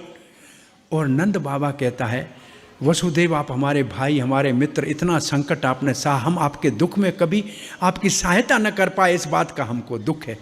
तो नंद बाबा न अपने सुख की बात कर रहे हैं और वसुदेव अपने दुख की बात नहीं कर रहा है। वसुदेव नंद के सुख में सुखी है और नंद बाबा वसुदेव के दुख में दुखी है। फिर वसुदेव कहते हैं हमारा बलराम भी आपको ही पिता समझता होगा, जहां वो मानता है, जानता है कि मैं कृष्ण को छोड़ के आया हूं। और फिर वसुदेव ने कहा नंद जरा देर मत करना, जल्दी वापस गोकुल चले जाओ, गोकुल में उत्पाद होने हो सकते हैं। नंद बाबा ने तत्काल अपनी बैलगाड़ियां तैयार की और भगवान जो सबके हृदय में है उस भगवान का शरण लिया और नंद यहाँ से रवाने हुए। वसुदेव वापस अब वहाँ चले गए। इस बीच में मामा कंस ने पहला खिलौना अपने भांजे के पास, आकाश मार्ग से उड़ने वाली कामचारिणी खेचरी, एक गांव है ब्रज में खेचरी, खे कहते हैं आकाश में, चरने का मतलब आकाश में उड़ने वाली, अपनी रूप बदल के जाने वाली। पूत ना मतलब जो पवित्र नहीं है, पूत माना पवित्र, ना मतलब नहीं, पूतना को भेजा। और भगवान ने कहा कि ये पूतना जाके किसी, और पूतना कैसी है, बाल घातनी। ये शब्द सुन के परीक्षित का चेहरा उतर गया कथा सुनते सुनते। तब सुखदेव महाराज कहते हैं जिसके नाम लेने से कोई अनिष्ट नहीं हो सकता है, वो साक्षात जहाँ बैठा हुआ हो वहाँ ये पाक ये बाल घातनी क्या बिगाड़ सकती है, सिद्धांत स्थापित कर रहे हैं सुखदेव महाराज। और फिर ये पूतना भगवान ने प्रेरणा दी कि और कोई ब्रज का बच्चा नहीं मरेगा, तुम सीधा मेरे पास सीधी आ जाओ मासी। और पूतना जी गोकुल में उतरी और इतनी सुंदर लग रही थी, ब्रजवासी देख के अरे देवी, लगता है कि अपनी पति से मिलने लक्ष्मी तो नहीं आई है। और सभी आनंदित हैं और पूछ रहे नंद भवन कहाँ है। और नंद भवन में घुस गई और नंद बाबा के कमरे में चली गई, किसी ने रोका नहीं। और ये पीला पीतांबर झीना झीना ओढ़ा हुआ, ये नील कमल सोया हुआ है, एक तरफ रोहिणी मैया बैठी है, एक तरफ यशोदा मैया बैठी है, और दोनों को कहती है, बच्चे को ऐसी आंखों से देख रही है, टुकर टुकर, दूध नहीं पिला सकती? बस बच्चा पहली बार देखा है क्या? लाओ मैं दूध पिलाती हूं। भगवान की योग माया ने भगवान की माताओं को भी लीला के लिए भुला दिया, और इसने उठाया बच्चे को और अपना स्तन उसके मुख में दे दिया, और भगवान ने आंखें बंद कर दी। कृष्ण ने आंखें क्यों बंद कर दी? आचार्यों ने बड़े भाव लिखे हैं। पहले तो भगवान ने कहा मैंने इसके ऊपर दृष्टि डाली तो ये सुंदर जो बन के आई है ये वापस बंदरी बन जाएगी, मेरी माँ डर जाएगी, ये अपने स्वरूप में आ जाएगी ना। भगवान ने देखा तो जो जैसा है वैसा हो जाएगा। और दूसरा भगवान ने कहा आई है दूध पिलाने माँ, और श्रृंगार करके पत्नी वाला आया है, ये बहुरूपी है, इसका मुंह देखना ठीक नहीं। फिर भगवान ने कहा देखो मैं आया हूँ दूध दही मक्खन खाने ब्रज में, और ये विष लगा के आई। अरे विष पीना तो भगवान शंकर का काम है, कोई बात नहीं। भोलेनाथ को ध्यान करके आंखें बंद करे, आइए भोला जी आप विष पी लीजिए, मेरे को दूध पीने दीजिए। और दोनों आंखें चंद्रमा और सूर्य हैं, और यही मार्ग है जाने का सबका, या अर्ची मार्ग से जाएगा या देव मार्ग से जाएगा। ये तो आंखें दोनों कहती हैं ये तो बड़ी राक्षसी है, इसको तो गति मिलेगी नहीं, हम कुछ नहीं कर सकते, आंखें बंद करते हैं, भगवान जो चाहे वो करे। और उसने जैसे स्तन मुख में दे दिया, भगवान ने उसका दूध क्या पिया, उसके प्राण खींचने लगे, और कहती है पूतना मुझे छोड़ो छोड़ो। भगवान कहते हैं मुझे पकड़ना आता है, छोड़ना आता ही नहीं। एक बार पकड़ लिया तो मैं छोड़ता नहीं हूं।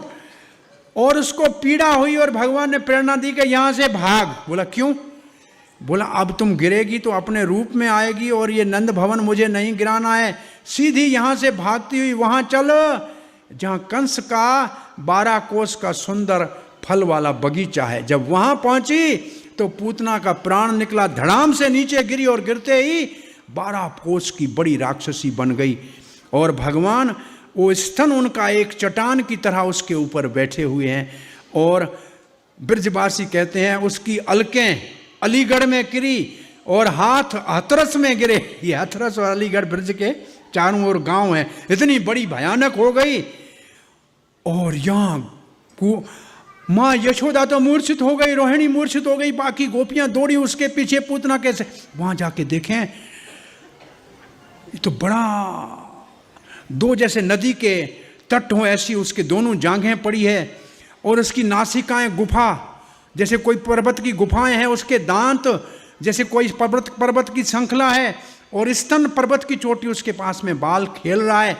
गोपियां बोला ऐसे इतनी बड़ी के ऊपर चढ़ेंगे कहाँ? उसकी चोटी दोनों तरफ की डबल चोटी की हुई थी ना, श्रृंगार करके आई थी डबल चोटी, वो डबल चोटी की सीढ़ी बनाई और उसको बांध के, और उसके ऊपर से गोपियां उसके सर के ऊपर पांव रख के चढ़ गई, और कन्हैया को उठा के गोपियां नीचे उतर आई। उतर आके सीधा गाय की खुर की धूली ली, गाय की पूंछ ली, गोपाल तेरे माथे की रक्षा करे, गोविंद तेरे भुजा की रक्षा करे, और गोपीनाथ तेरी छाती की रक्षा करे। ऐसे बाल रक्षा के बहुत सुंदर मंत्र पढ़ने लगे। फिर गोपियों ने कहा हम तो मुर्दे के ऊपर चढ़ के मंत्र पढ़ रही हैं, पहले हम तो शुद्ध हो जाएं। और फिर गोपियों ने आचमन आदि किया, फिर वापस मंत्र किया, पढ़ा, फिर बच्चे को लाया, यशोदा को दिया, यशोदा ने दूध पिलाया, और बच्चा दूध पीने लगा। मैया ने कहा बच्चे को कुछ नहीं हुआ, और यहाँ बच्चा पहुँच गया, और बच्चा सुरक्षित है, और पूतना का भगवान ने उद्धार कर दिया। ये अविद्या रूपी झूठ मूठ के गुरु के रूप में आई थी, कह रही थी दूध पिला रही थी लेकिन विष पिला रही थी। ऐसे झूठ मूठ के गुरु कहते हैं कि आपको भगवान मिलाएंगे लेकिन विषयों में फंसा देते हैं। ये झूठे गुरु का प्रतीक थी, ये अविद्या का प्रतीक थी। कृष्ण लीला में पूतना का वध और राम लीला में ताटका का उद्धार, दोनों का एक जैसा ही। स्त्री को ही भगवान ने ये जो राक्षसी के रूप में आई थी इनका उद्धार किया है। नंद बाबा वापस लौट रहे हैं तो देखें रास्ते के ऊपर पर्वत गिरा हुआ है। सुबह यहाँ से गए थे, रास्ता साफ था, ये पर्वत कहाँ से गिरा? वसुदेव बड़ा कोई भी ज्योतिषी है, पता नहीं इतना बड़ा विद्वान है, उसको सब पता लगता है। वो कह रहा था ब्रज में उत्पात होंगे, सचपच यहाँ तो बड़ी राक्षसी इतनी बड़ी भयानक है, ये वापस जीवित न हो जाए। टुकड़े टुकड़े कर दिए उसके कुल्हाड़ी से, फिर लकड़ी लाए और आज पूतना का अग्नि संस्कार नंद बाबा करा रहा है। भगवान ने जो उसको स्तन का पान कर लिया और उसके अग्नि संस्कार से इतनी गुरु की और चंदन की खुशबू होने लगी कि 10 कोस में ब्रजवासी ने लगा समझा कि कहीं यज्ञ हो रहा है, भंडारा है, क्या करना है। सभी भागने लगे उधर। तो पूतना इतनी पवित्र हो गई कृष्ण के स्पर्श मात्र से, और भगवान ने क्या स्तन को पान किया, उसको धात्री गति दे दी, उसको गोलोक में यशोदा की सेवा में लगा दिया है। इसलिए भगवान ने विष को नहीं देखा, उसके दूध पिलाने वाले भाव को देखा। कल आपको बलि चरित्र सुनाया था। बलि की एक बहन थी। बलि की बहन जब वामन देव को आते हुए देखा तो सुंदर बालक को देख के रतनमाला ने कहा, ये बच्चा हो तो दूध पिला दूं, मेरा ऐसा बच्चा होना चाहिए। भगवान ने कहा ठीक है, तेरा इच्छा पूरी करेंगे। बलि महाराज को जब वरुण पास से बांध दिया भगवान ने, तब कहा इसको तो विष देना चाहिए। भगवान ने कहा ये भी तेरी इच्छा पूरी करेंगे। तो बलि की बहन ये पूतना बन के रतनमाला आई और भगवान ने इसकी दोनों इच्छाएं पूरी की। इसके बाद भगवान श्री कृष्ण 3 महीने के हुए, करवट बदलना शुरू की। मैया ने बड़ा उत्सव किया, गोपियां घर में आई, मैया ने दूध पिला के कृष्ण को बाहर एक लकड़ी का छकड़ा था, एक बैलगाड़ी जैसी लकड़ी की थी, उसके ऊपर घी दूध दही के बर्तन रखे थे, उसके नीचे सुला दिया और छोटे बच्चों को कहा इसकी देखभाल करना, रोए तो मुझे बुलाना। और अंदर गोपियां गाने और खाने लगी। कृष्ण ने बोला उत्सव मेरा, नाम मेरा, खा ये रही है और मेरे को घर से बाहर, मैं रसराज और मेरे ऊपर गौ रस रखा है। अरे ये मेरे से तो ठीक नहीं है, क्या करना चाहिए? तब तक एक असुर जिसको वरदान था कि अपना हवा की तरह बिना दिखाए उस छकड़े के अंदर प्रवेश किया, शकट के अंदर प्रवेश किया। भगवान ने कहा वैसे गोपियों को तो भी अपनी ओर बुलाना है और ये मामा का दूसरा खिलौना जो आया है इसको भी खेल के देख लेता हूँ। भगवान ने अपना पाँव छोटा सा उठाया 3 महीने वाला और उस छकड़े के एक्सल को लगाया, धड़ाम से छकड़ा नीचे, सारे बर्तन नीचे, आवाज हुआ, गोपियां सब भागती आई, क्या हुआ क्या हुआ, किसने गिराया? वो बच्चे कहते हैं इतने पाँव माला। अरे इसने पाँव कैसे मारा होगा, इसके पाँव से इतना छकड़ा गिरता है कि बच्चे सच बोल रहे थे, लेकिन कोई बात नहीं मानी और कन्हैया को उठाया, माँ ने दूध पिलाया, फिर स्वस्ति वाचन कराया, फिर ब्राह्मणों को दान दिया। 1 साल का कृष्ण हो गया। वैसे क्रम ऐसा है कि इससे पहले नामकरण संस्कार हो गया है, लेकिन भागवत में नामकरण संस्कार आगे आएगा 8वें अध्याय में, लेकिन यहाँ भाव में पहले लीला कहे गए हैं, क्रम में नहीं है। वो 1 साल का जब श्री कृष्ण हो गया, मैया दूध पिला रही, मैया दूध पिला रही है, कृष्ण भारी होने लगे। मैया ने समझा मेरा पाँव सो गया है, लेकिन कन्हैया ने समझा कि मामा हेलीकॉप्टर भेज रहा है, क्योंकि आकाश में घूमना है ना, मामा बहुत खिलौने भेजे। तो मैया ने कृष्ण को नीचे रख दिया। जैसे कृष्ण को नीचे रख के मैया गई, वो तृणावर्त बमंडल के रूप में आया और कृष्ण को उठाया, आकाश में ले गया। कृष्ण ने गला पकड़ लिया। अब ऊपर से कृष्ण गोकुल को देख रहा है, बड़ा अच्छा लग रहा है। वो अगर जाए मथुरा की तरफ तो कृष्ण भारी हो जाए और गोकुल के ऊपर घूमे तो हल्का। और थोड़ी देर के घूम के देखा और फिर कृष्ण भारी होने लगा। उसने बोला सामने काला पत्थर मेरे गले में किसने बांधा है, और उसका सर नीचे, और वो वापस उधर ही नंद भवन में आके एक पत्थर के ऊपर सर गिरा, उसका सर फट गया और कृष्ण उसके पास में वैसे प्रेम से बैठे थे। तो तृणावर्त का भगवान ने यहाँ उद्धार कर दिया और एक तृणावत शिला आज भी नंदगांव अपन गोकुल में जाते हैं तो पड़ी हुई है वहाँ नंद भवन में। आज फिर नंद बाबा ने ब्राह्मणों को बुला के स्वस्ति वाचन आदि कराया। इसके बाद भगवान श्री कृष्ण की बाल लीलाएं शुरू होती हैं।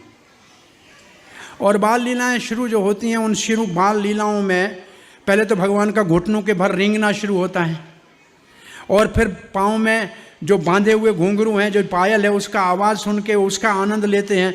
फिर थोड़े बड़े हुए तो बछड़ों की पूंछ पकड़ के और उसके पीछे भागते हैं। और फिर माखन चोरी का अब प्रसंग आ गया। माखन चोरी का प्रसंग आने से पहले एक दिन माँ दूध पिला रही है कृष्ण को, और 1 घंटा हो गया, 2 घंटा हो गया। मैया ने कहा इतना दूध पिएगा तो अपच हो जाएगी। तो भगवान ने जमाई ली, और जमाई ली तो पूरा ब्रह्मांड दिखा।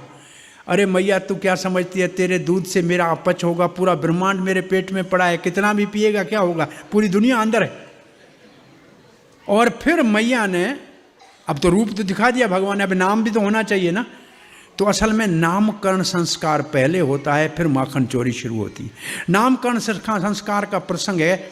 वसुदेव महाराज ने देखा कि मेरे 2 बेटे, बलराम जी रोहिणी का पुत्र और मैं कृष्ण को छोड़ के आया हूँ, अभी तक नाम नहीं हुआ है, और बच्चे का नाम 6 महीने से पहले कम से कम रख देना चाहिए, नहीं तो नाम बिगड़ जाता है। तो गर्ग आचार्य को भेजा। गर्ग आचार्य जैसे ही गोकुल में प्रवेश हुए, अधोक्षजय की वृत्ति से नंद बाबा ने उसका सम्मान किया। कहा कि आप तो साक्षात ज्योतिष शास्त्र का मूर्तिमान स्वरूप हैं, और आप आ ही गए। आप जैसे महात्मा हम जैसे गृहस्थियों के हित के लिए विचरण करते हैं, नहीं तो आपको घूमने की जरूरत नहीं है। हमारे 2 बालकों का नामकरण संस्कार तो कर दीजिए ना। गर्ग आचार्य कहते हैं मैं हूं यदुवंशियों का पुरोहित। कंस को अभी तक संदेह है कि वसुदेव की लड़की नहीं हो सकती, लड़का कहाँ है पता नहीं। मैंने अगर नामकरण संस्कार किया तो कंस को संदेह हो जाएगा, और आपके बालकों के लिए अच्छा नहीं है। नंद बाबा ने कहा कोई उत्सव नहीं करेंगे? बोला आपने इतने बड़े उत्सव, नंद उत्सव इतना किया, और उसके बाद वो करवट बदल दी तब बड़ा उत्सव कर दिया। बोला नहीं नहीं नहीं, नामकरण के लिए बाहर भी नहीं, हमारे महल की गौशाला में गोबर पहले लेपा हुआ है, लोग सब बाहर चले गए हैं। स्वस्ति वाचन केवल करना, 2 माताएं होंगी और एक मैं और एक आप, बस 2 बच्चे, किसी को कुछ नहीं कहेंगे। आप कृपा करके नामकरण संस्कार कर दो। आया ही गर्ग मुनि नामकरण संस्कार करने था। अब गौशाला में दोनों माताएं बच्चों को लेके बैठी हैं। गर्ग आचार्य कहते हैं ये जो रोहिणी नंदन है ये संकृष्ण के नाम से प्रसिद्ध होगा, इसको बलभद्र भी कहेंगे, राम भी कहेंगे, और इनके अर्थ पहले बता दिए हमने। और फिर कृष्ण की ओर देखकर कहते हैं ये तो जुग जुग में अवतार लेता है, ये कभी रक्त वर्ण में आता है, अब नील वर्ण में आता है, आया है, फिर पीत वर्ण में आएगा, पीले रंग में आएगा। भगवान चैतन्य महाप्रभु के अवतार की भविष्यवाणी कर दी। और फिर कहा कि पहले जो वसुदेव का बेटा था ना, वो आपका भी नंद बेटा है। ये भी सही कहा कि वसुदेव के वहां प्रकट हुआ, ये आपका भी बेटा है। और फिर कहा कि इसमें नारायण के समान, नारायण समोह गुण है, लेकिन जीव गोस्वामी कहते हैं नारायण असमोह गुण है, नारायण में भी गुण नहीं है, वो इसमें गुण होंगे। ये आप सब गोकुल वासियों की रक्षा करेगा, आप अब इसको प्रेम से पालन करो। ऐसे सुंदर नामकरण संस्कार करके गर्ग आचार्य तो यहाँ से विदा हुआ। उसके बाद भगवान की बाल लीलाओं में माखन चोरी की लीला भगवान ने पहले अपने घर से शुरू की। कहा पहले अपने घर से मक्खन चुराना चाहिए। और माँ यशोदा की मटकी के अंदर हाथ डाला, मक्खन का लोंदा उठाया, और नंद भवन के महल के पिलर में अपनी शक्ल को देख के कहा तुमने मेरे को देख लिया क्या? अरे तू भी खा ले आधा। तो वो भी कहता तू भी खा ले। तो अपने प्रतिबिंब से बात कर रहा है। यशोदा कहती है कन्हैया क्या कर रहा है? बोला मैया तू बूढ़ी हो गई, चोर देख मक्खन लेके जा रहा है, खंभे में घुस गया। अरे कन्हैया खंभे में कैसे घुस गया? बैठ मेरी गोद में, देख इसमें यशोदा दिख रही है? बोला दिख रही है। कन्हैया दिख रहा है? दिख रहा है। बोला वो ये 2 है? बोला नहीं। तो बोला उसको प्रतिबिंब बोलते। अच्छा मैया उसको प्रतिबिंब बोलते हैं। मालूम भगवान को सब पता है, लेकिन मैया को आनंद दे रहे हैं। मैया ने हाथ में मक्खन देखा, बोला बेटा मक्खन चोरी नहीं करो, नहीं तो तेरा विवाह नहीं होगा। अरे मैया, मैया न, ये नंद किसका बाबा? अरे बेटा तुम्हारा बाबा। ये गैया किसकी? बेटा तुम्हारी गैया। अरे मैया तू किसकी? मैं तुम्हारी मैया। ये दूध दही मक्खन किसका? बेटा तुम्हारा। फिर कूद के खड़ा होकर कहता दूध मेरा, दही मेरा, गैया मेरी, मैया मेरी, बापा मेरा। फिर चोरी करके खाऊं मेरी मर्जी, वैसे खाऊं मेरी मर्जी, तुम्हारे को क्या है? इतनी बड़ी भूमिका बना के अब आज तो चोरी में फेल हो गया, दूसरे दिन फिर चोरी करने गया अपने ही घर में। मटके में हाथ डाला, माखन हाथ में लिया और माँ कहती है कृष्ण क्या कर रहे हो? पिता, ये मेरे बाप क्या कर रहे हो? पिताजी क्या कर? अरे बड़ा संकट है मैया, इस वक्त डिस्टर्ब मत करो, बहुत बड़ी परेशानी। अरे क्या परेशानी है बता तो सही। पद्मराग कड़ा लाल ऐसा डाला है, हाथ जल रहा था, मैंने वेदों से सुना है माखन में डालने से हाथ ठंडा कर रहा। ना यशोदा ने आके कहा हाथ ठंडा कर रहा है, ये मुख के ऊपर माखन कैसे लगा? अरे मैया मक्खी आ गई थी, उड़ा रहा था। ब्रज के हर एक घर में कन्हैया ने माखन की चोरी की। एक श्लोक का रसास्वादन कीजिए। गोपियां आके यशोदा को शिकायत करती है, वत्सान मुंचन कौचिद समय क्रोश संजात हास। गोपियां आके कहती हैं यशोदा, पहली बात कहती है ये तुम्हारा लाला हमारे घर में आता है, बिना समय बछड़ों को खोल देता है। तो यशोदा ने कहा आपकी सेवा करता है, बछड़े खोलता है? बोला जब गाय का दूध निकालें तब खोले तो अच्छा है, जब दूध का समय नहीं होता है तब खोल देता है। बोला फिर तुम गुस्सा करो? बोला गुस्सा करते हैं, हंसता है, और ये हंसता है तो हमारा गुस्सा खत्म हो जाता है। बोला लीला कौन सी? एक गोपी बड़ी चतुर थी, वो मक्खन की मटकी अपने कुर्सी के नीचे, मूढ़े के नीचे रखे ऊपर बैठी और कन्हैया अपने ग्वाल बालों के संग आ जाओ, हमने सुना है कि मक्खन कहीं भी रखा है तुम्हें पता लगता है, हमारे घर में मक्खन ढूंढ के खिला के दिखाओ, तुम्हें राडार लगा हुआ है मक्खन पता ढूंढने का। कन्हैया ने देखा कि मक्खन तो गोपी की कुर्सी के नीचे है। कन्हैया ने ग्वाल बालों का कहा इसके बछड़े खोल दे। ग्वालों ने बछड़े खोल दिए और बछड़ों ने गाय का दूध पीना शुरू किया। और कन्हैया ने कहा ए गोपी वो देख बछड़े दूध गए, पी गए। हाँ, वो गोपी भागी बछड़ों को। कन्हैया ने मटका उठाया, उसी मूढ़े के ऊपर बैठ के माखन खाने लगा। गोपी बछड़े बांध के वापस आई। बोला गोपी तुमने कहा माखन ढूंढ लो, ये माखन तुम्हारा, मैं खा रहा हूँ, ये हम भाइयों को भी खिला रहा हूँ। और आचार्य कहते हैं इसका एक और भी अर्थ है, वत्स मुंचन असमय। वत्स है भक्त और मुंचन है उसको मुक्त करना। असमय का मतलब उनका समय नहीं आया है, उससे पहले भगवान उनके कर्मों का चिट्ठाई फाड़ देता है, उसको मुक्त ही कर देता है। तो भगवान बड़ा दयालु है। तो ये पहली लीला, ये गोपियां शिकायत कर रही हैं। और दूसरी गोपी कह रही है स्तेयम स्वाद्वाति अथ दधी पयः। गोपी कहती है जो सबसे स्वादिष्ट दही हम अपने पति और पुत्रों के लिए रखते हैं अलग, कुछ बेचने वाला अलग होता है, उसको ये बड़ी चतुराई से आके चोरी करता है और रोज नया नमूना निकालता है। तो पहले दही की चोरी की बात कर रहे हैं। कन्हैया एक गोपी के घर में घुस गया, बड़ा जमा हुआ दही है, उसको बैठ के लपालप खाने लगा। गोपी ने कहा अरे कन्हैया क्या कर रहा है? बोला मैया दही खा रहा हूं। अरे तेरी मैया का घर नहीं है, मेरा घर है। मैंने समझा मेरा अपना घर है, तेरा घर नहीं है, मेरे घर में दही खा रहा है, तुमको मैं तुम्हारी मैया के पास पकड़ के ले जाऊंगी। ए गोपी तू बूढ़ी हो गई है, ना तेरी बहू ना तेरी बेटी, दही में इतनी चींटियां पड़ गई है, मैं चींटी निकाल रहा हूं दही से। अरे चींटी निकाल रहा है? कहां गई चींटी? वो बिल में चली गई।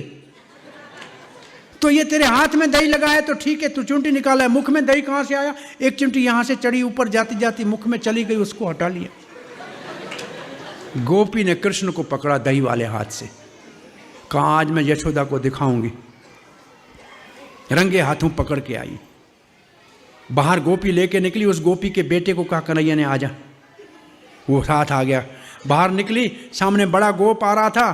कन्हैया ने कहा गोपी लज्जा नहीं आती है, ऐसे मुंह खुले जाती है, घूंघट नहीं निकालती है, देखो बड़ा आ रहा है सामने। आए गोपी ने घूंघट निकाल लिया, फिर बोला गोबर थेप थेपे तेरा हाथ इतना कठोर हो गया, मेरे हाथ कितना कोमल है, ये एक हाथ छोड़ दूसरा पकड़। तो गोपी ने हाथ ढीला किया, कन्हैया उसके बेटे का हाथ उसके हाथ में दे दिया और कन्हैया जाके घर में सो गया। यशोदा कहती कन्हैया आज कहीं जाना है क्या? मैया आज मैं खेलने नहीं जाऊंगा। कोई बात नहीं बेटा सो जा। तब तक गोपी लड़के को पकड़े और ऐसे घूंघट खोल के दे, देख यशोदा मैया तेरा बेटा दही खाते हुए मुंह में लगा हुआ पकड़ के ले। यशोदा बोलती है कन्हैया तो अंदर सोया है, तू अपने छोरे को पकड़ के लाई है। गोपी देखती है अपना छोरा, एक थप्पड़ मारी अपने छोरे को, वो बेचारा रोने लगा। गोपी बाहर निकली, कृष्ण घूम के गया। पहले तो कहा ए भैया आज दोस्ती में एक थप्पड़ खा ली ना, कल जिस गोपी के घर मक्खन खाएंगे ना तुम्हारे हाथ से उद्घाटन कराऊंगा, पहले तुम खाना। बच्चे को खुश करके फिर गोपी को कहते हैं सुन गोपी, आज तुम मेरी माँ के पास पकड़ के लाई, तेरे बच्चे का हाथ दे दिया ना, दोबारा कभी प्रयास किया तो तेरे पति का हाथ पकड़ा दूंगा। ए दही की लीला के बाद दूसरी गोपी कहती है पयः कल्पितस्ते है योग ही। पय दूध की चोरी करता है। एक गोपी ने बड़ी होशियारी की, ऊपर से बड़ी जंजीर के अंदर एक घंटा बांधा और घंटे के अंदर मटका बांधा और दूध का मटका ऊपर बांधा और फिर कन्हैया को जाके कहा आज ग्वाल बालों के संग बहुत कड़ा हुआ दूध हमने ऊपर टांग के रखा है, आके पाना। कन्हैया ग्वाल बालों के संग अंदर पहुंचा है। ग्वाल बालों ने कहा कन्हैया गोपी बड़ी होशियार है, देखो तो ऊपर से मटका घंटे के अंदर बंधा हुआ है, मटके को हिलाओगे घंटा बजेगा, गोपी आ जाएगी। कन्हैया ने कहा करेगा मटका, मटके के देवता को बुलाओ। मटके का देवता आया, बोला मैं कौन हूं कन्हैया? कन्हैया ने कहा मैं कौन हूं? बोला स्वामी। अरे तुम कौन? मैं आपका सेवक। बोला आपका धर्म? आपकी आज्ञा का पर मत बजना जो आ गया। अब कन्हैया 4 ग्वाल वालों को खड़ा किया, उसके सर के ऊपर खड़ा हो गया, कंधे के ऊपर खड़ा हुआ और मटका ऊपर था, एक डंडा था उसके अंदर लोहे की शीख थी, उसको ऐसे मटके में दे मारा, ठा, ऊपर से दूध कन्हैया के ऊपर से सारे शरीर का अभिषेक हो रहा है और ग्वाल बाल ऐसे पी रहे हैं। घंटे ने कहा भगवान का अभिषेक मंत्र में होता है तो शंख घंटा घड़ियाल बजता है, आज साक्षात अभिषेक हो रहा है, मैं चुप करूं? घंटा जोर से बजा और गोपियां चारों ओर पहले से तैयार खड़ी थी, चारों ओर से आगे खड़ी हो गई, घेरा डाल दिया। अब कन्हैया नीचे उतरा, ग्वाल बाल कहते कन्हैया अब क्या करें? बोला जो गुरु करे वो चेला करे। बोला क्या करा? बोला दूध भरो मुंह में। सबने मुंह में दूध भरा। बोला जो गोपी सामने आए ना, फू सीधा दूध गोपी के मुंह। अब सब गोपियों के मुंह में दूध डाल के, इसको कहते हैं फुफकार लीला। ये चंपूकारों ने बहुत सुंदर लीलाओं का वर्णन किया है। और सब गोपियों के मुंह में दूध डाल के गया। लोग धूल डालते हैं, कन्हैया दूध डाल के और भाग गया। हरे कृष्णा कृष्णा कृष्णा हरे हरे, हरे राम राम राम हरे हरे। फिर लिखा है मरकाम भक्षम, बंदरों को खिलाता है। मरकाम भक्षम बंदरों को खिलाता है। जब बाहर की गोपियों के घर में जाता है तो बहुत से बंदरों को खिलाता है। और नंद भवन में एक बंदर, एक वचन में बंदर लिखा है, वहां हनुमान जी केवल अकेले आते हैं। और बाकी घरों में जाता है बहुत से बंदर आते हैं। अरे पहले तो कभी कभी कन्हैया ग्वाल बालों को लेकर, गोपियों वो बहुत अयोध्या से मेहमान आए हैं, दूध दही मक्खन दे दो। अरे ले जाओ मटका कन्हैया, मेहमानों को दे दो। गोपियां पीछे जाके देखते हैं बंदरों को खिला रहे हैं। अरे यही मेहमान है अयोध्या के? बोला यही तो हमारी सेना में चले थे। ये 0 बजट आर्मी भगवान रामचंद्र की, न वस्त्र चाहिए, न अस्त्र चाहिए, न भोजन चाहिए। ये वानर सेना के ऊपर 1 रुपया भी खर्च नहीं हुआ। न कपड़े चाहिए, न कोई रहने के लिए जगह चाहिए। पेड़ के ऊपर रहते हैं और चट्टान उठा के फेंकते हैं। ये 0 बजट आर्मी और कहीं किसी की नहीं है, रामचंद्र की आर्मी थी।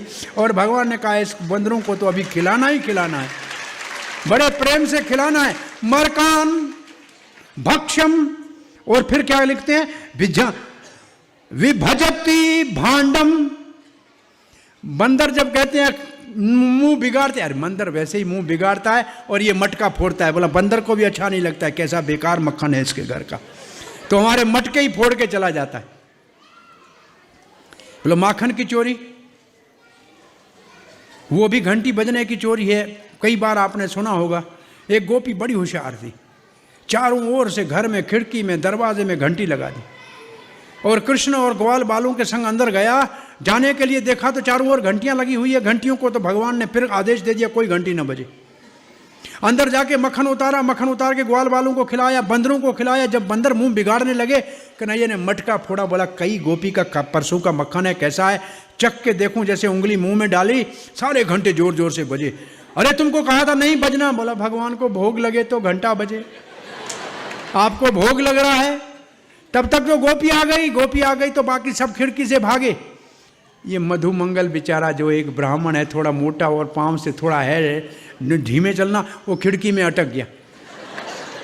गोपियों ने मधुमंगल को पकड़ लिया और पकड़ के उसकी चोटी में रस्सी बांध दी, पेड़ की खिड़की डाली के ऊपर रस्सी दूसरी तरफ डाल दी और सब गोपियां खींचती हैं, उसकी चोटी ऊपर खींची। कन्हैया! तब तक कन्हैया दौड़ता हुआ आया। गोपियों को कहा ये ब्राह्मण है, कोई ग्वाल बाल है क्या, इसकी चोटी में रस्सी बांधी है, तुम सबको बूढ़े काणे पति मिलेंगे। अब गोपियां डर गई कि ये तो ब्राह्मण का अपमान हो गया। बोला इसको खुश कैसे करें, जाओ घर से थाल भर के लड्डू लाओ, इसको प्रेम से खिलाओ, तब ये संतुष्ट होगा। और अब गोपियां कहती हैं, एक और गोपी कहती है,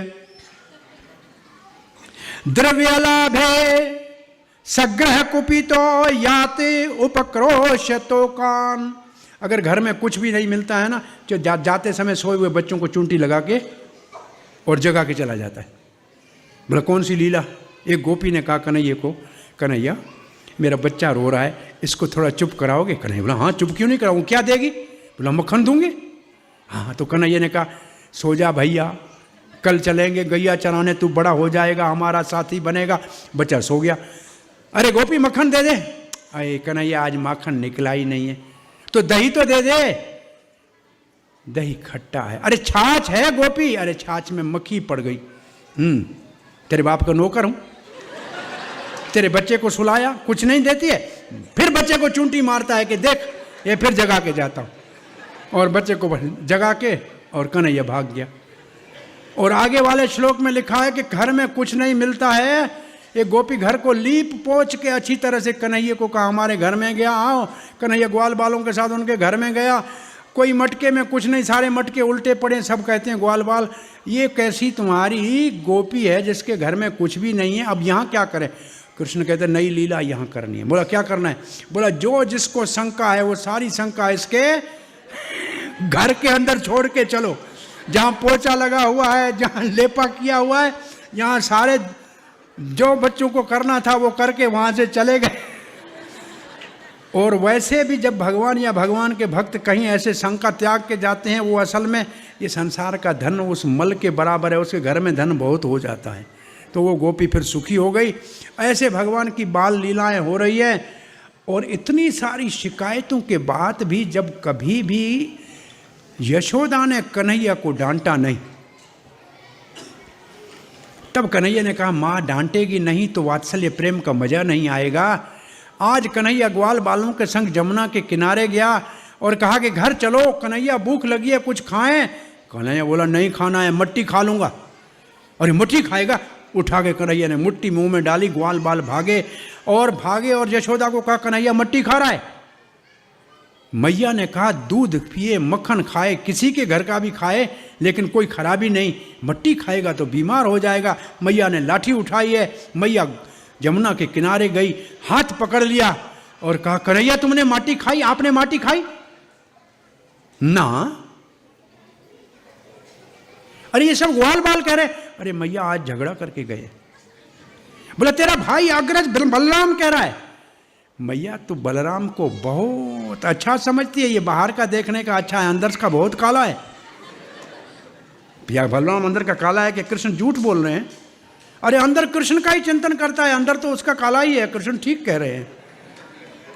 बोला ये मुझे बहुत चिढ़ाता है, कहता है तू काला कहां से आया, तुमको मोल का लाए हैं। मैया इसकी बात मत मानो, तू मेरी मैया है ना। अगर आपको मेरी बात पे विश्वास नहीं आता है तो मेरा मुंह खुलवा के देख लो।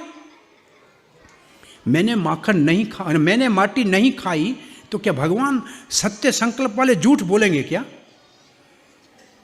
नहीं, जो यहां शब्द है उसका अर्थ है माटी क्या, मैंने ब्रह्मांड खाया। उस शब्द का संस्कृत में दूसरा अर्थ है मैंने ब्रह्मांड खाया। और मैया ने कहा मुंह खोलो, और कन्हैया ने मुंह खोला, और कन्हैया के मुंह में मैया ने यही ब्रह्मांड देखा। इस ब्रह्मांड के अंदर गोकुल देखा, गोकुल में नंद भवन देखा, नंद भवन में जमुना उसके सामने देखी, और वहां यशोदा देखी और कन्हैया को देखा। अब एक तो मुख के अंदर कन्हैया यशोदा, एक स्वयं बाहर बैठी है। माँ का माथा घूमा, माँ ने भगवान का शरण लिया, और माँ कहती है भगवान अचिंत्य, मैं आपके शरण में हूँ, ये मैं क्या देख रही हूँ। मुझे भगवान ने देखा कि मैया को इतना ज्ञान हो गया कि मैं भगवान हूँ, और मेरे को किसी घर के अंदर छोटे से किसी जगह में बिठा के और आरती उतारना शुरू कर दी, तो ग्वाल बालों के साथ खेलूंगा कैसे। भगवान ने अपनी वैष्णवी माया को ऐसे घुमाया, मैया गौ कृष्ण को उठाया और मुंह बंद करके अपना स्तनपान कराने लगी। ये देख के परीक्षित महाराज कहते हैं इस नंद का और यशोदा का क्या सौभाग्य है, कौन से पुण्य इन्होंने किए थे कि साक्षात भगवान इसकी गोद में बैठ के इनका दूध पी रहे हैं। सुखदेव महाराज कहते हैं द्रोण और धरा नाम के वसु थे, ब्रह्मा जी की बहुत बड़ी प्रार्थना करके और उसका आशीर्वाद लिया।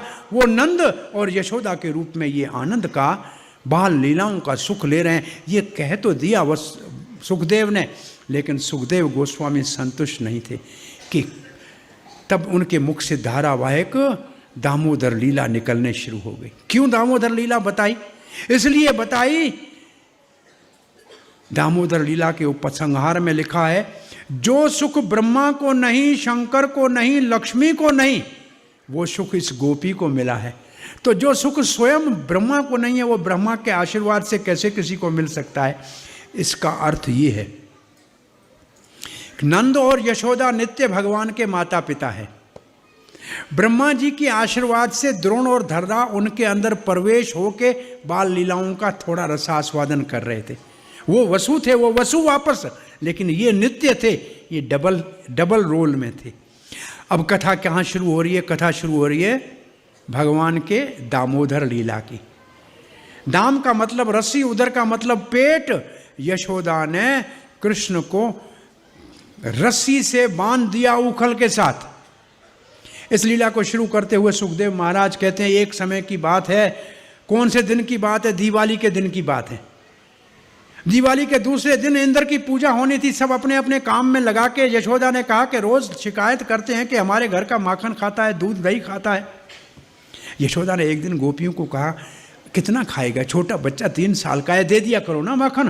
तो एक गोपी कहते कन्हैया माखन खाएगा? बोला क्यों, भीख मंगाऊं तेरे घर का खाऊं? मेरे घर में बाप के गाय नहीं है। बोला फिर चोरी क्यों करके खाता है? बोला मेहनत करके खाता हूं, हाँ परिश्रम करके खाता हूं, मुफ्त का तो नहीं खाऊंगा। तो कन्हैया, यशोदा ने कहा मैं अपने हाथ से आज मक्खन निकालू थी। पदम गंधा गाय जिसको 100 गायों का दूध पिला के 8 गायों को 8 का 1 गाय को, उस गाय के रात को दूध को अच्छी तरह से मैया ने गर्म किया, उसके अंदर जामुन डाला और उसको जमा के रखा। और सुबह सवेले नंद गहनी, नंद के घर में आनंद करने वाली एकदा, लिखा है एकदा। एकदा का अर्थ क्या? एक समय की बात है, लेकिन एकदा का दूसरा अर्थ यह कि एक को देने वाली।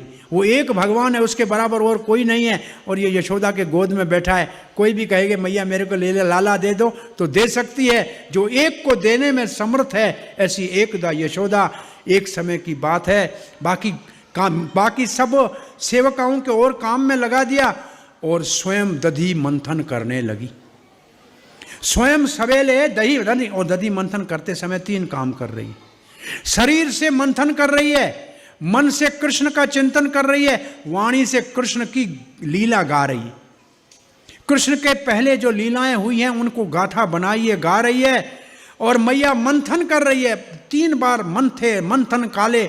मंथन का मतलब है साधन, और साधन शरीर से होता है, मन से होता है, वाणी से होता है। और ये माता तो सिद्ध है, ये तो रागात्मिक भक्त है। प्रभुपाद ने इसके तात्पर्य में लिखा है कि जो राग अनोगा भक्त होना चाहें और वात्सल्य प्रेम का आनंद लेना चाहें तो यशोदा के पास खड़े होके इसका रूप देख ले। यशोदा कैसी है, लिखा है,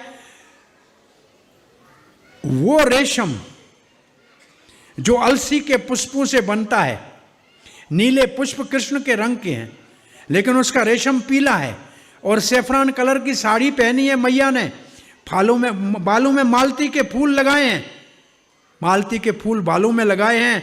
मैया ने कमर के ऊपर कस के पट्टा बांध दिया है, कमर कस के, हाथों में बड़े सुंदर कंगन डाले हैं, कानों में कुंडल डाले हैं, और मैया मंथन कर रही है तो परिश्रम हो रहा है, बालों से पसीना बह रहा है, स्तन से दूध चूके बाहर आ रहा है, क्योंकि दूध ये कह रहा है आज मैया मक्खन खिलाएगी तो हमको कन्हैया नहीं पिएगा, तो दूध बाहर आके मैया को दिखा रहा है। कन्हैया सोया हुआ है और मैया ऐसे मंथन कर रही है और कृष्ण का गुणगान कर रही है।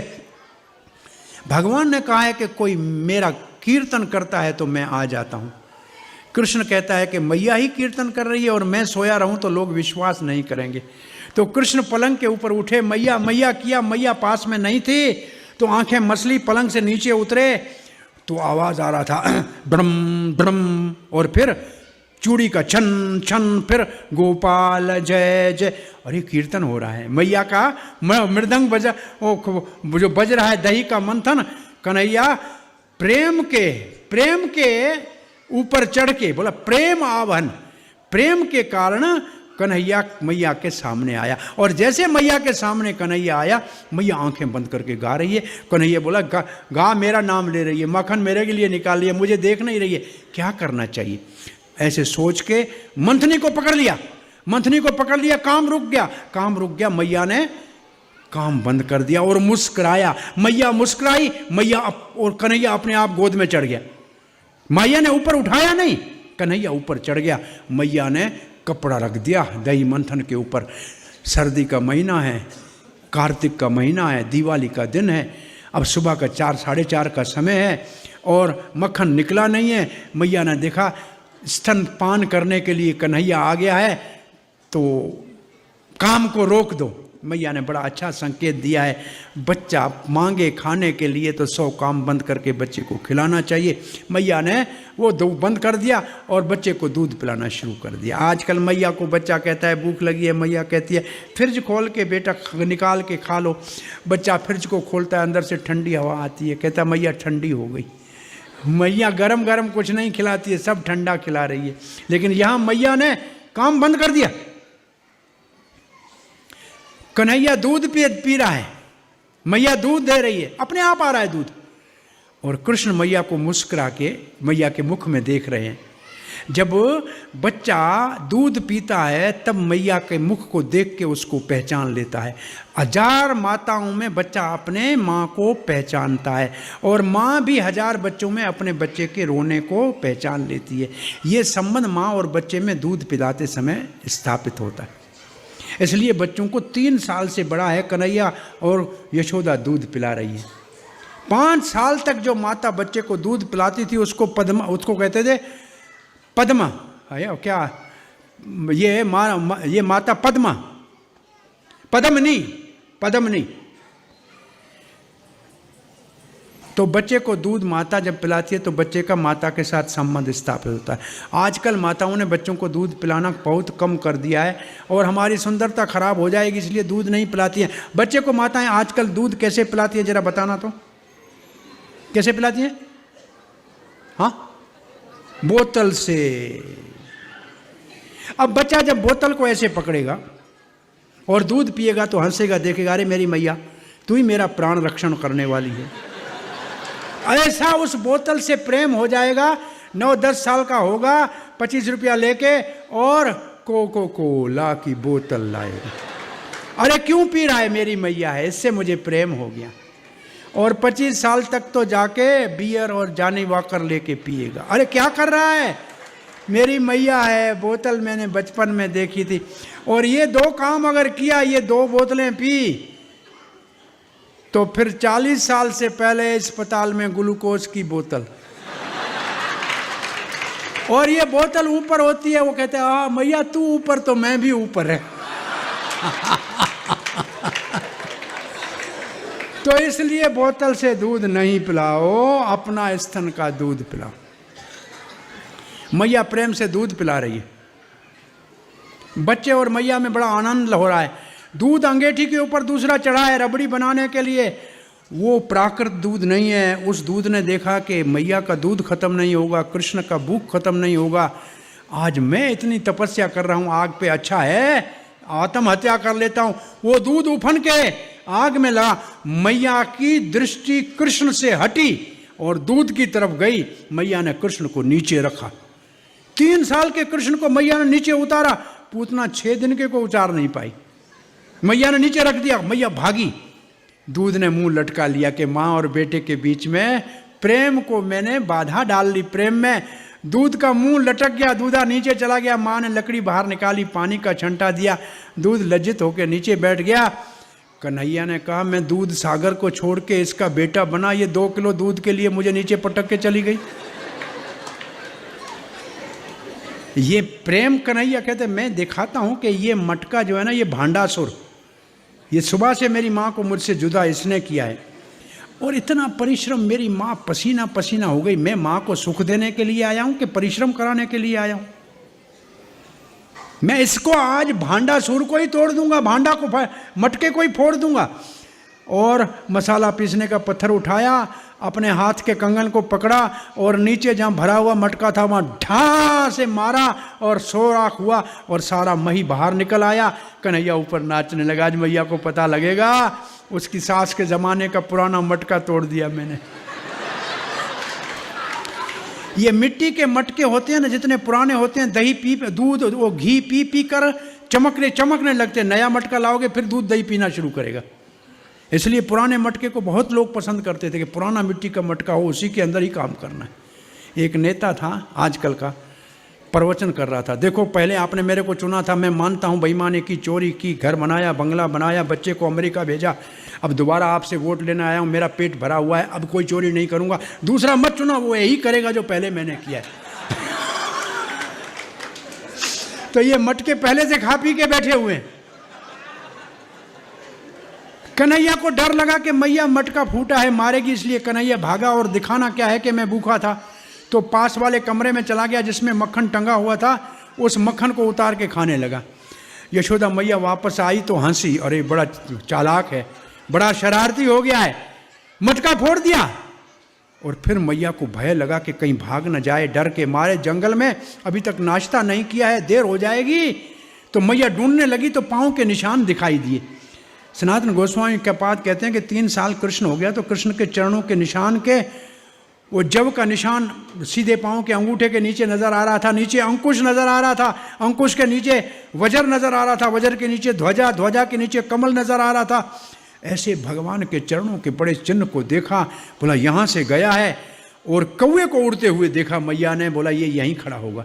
मैया ने लाठी उठाई और मैया दबे पाँव देख रही है तो कन्हैया क्या कर रहा है, उखल के ऊपर बैठा है और माखन का मटका हाथ में लिया है और माखन बंदरों को भी खिला रहा है, खुद भी खा रहा है।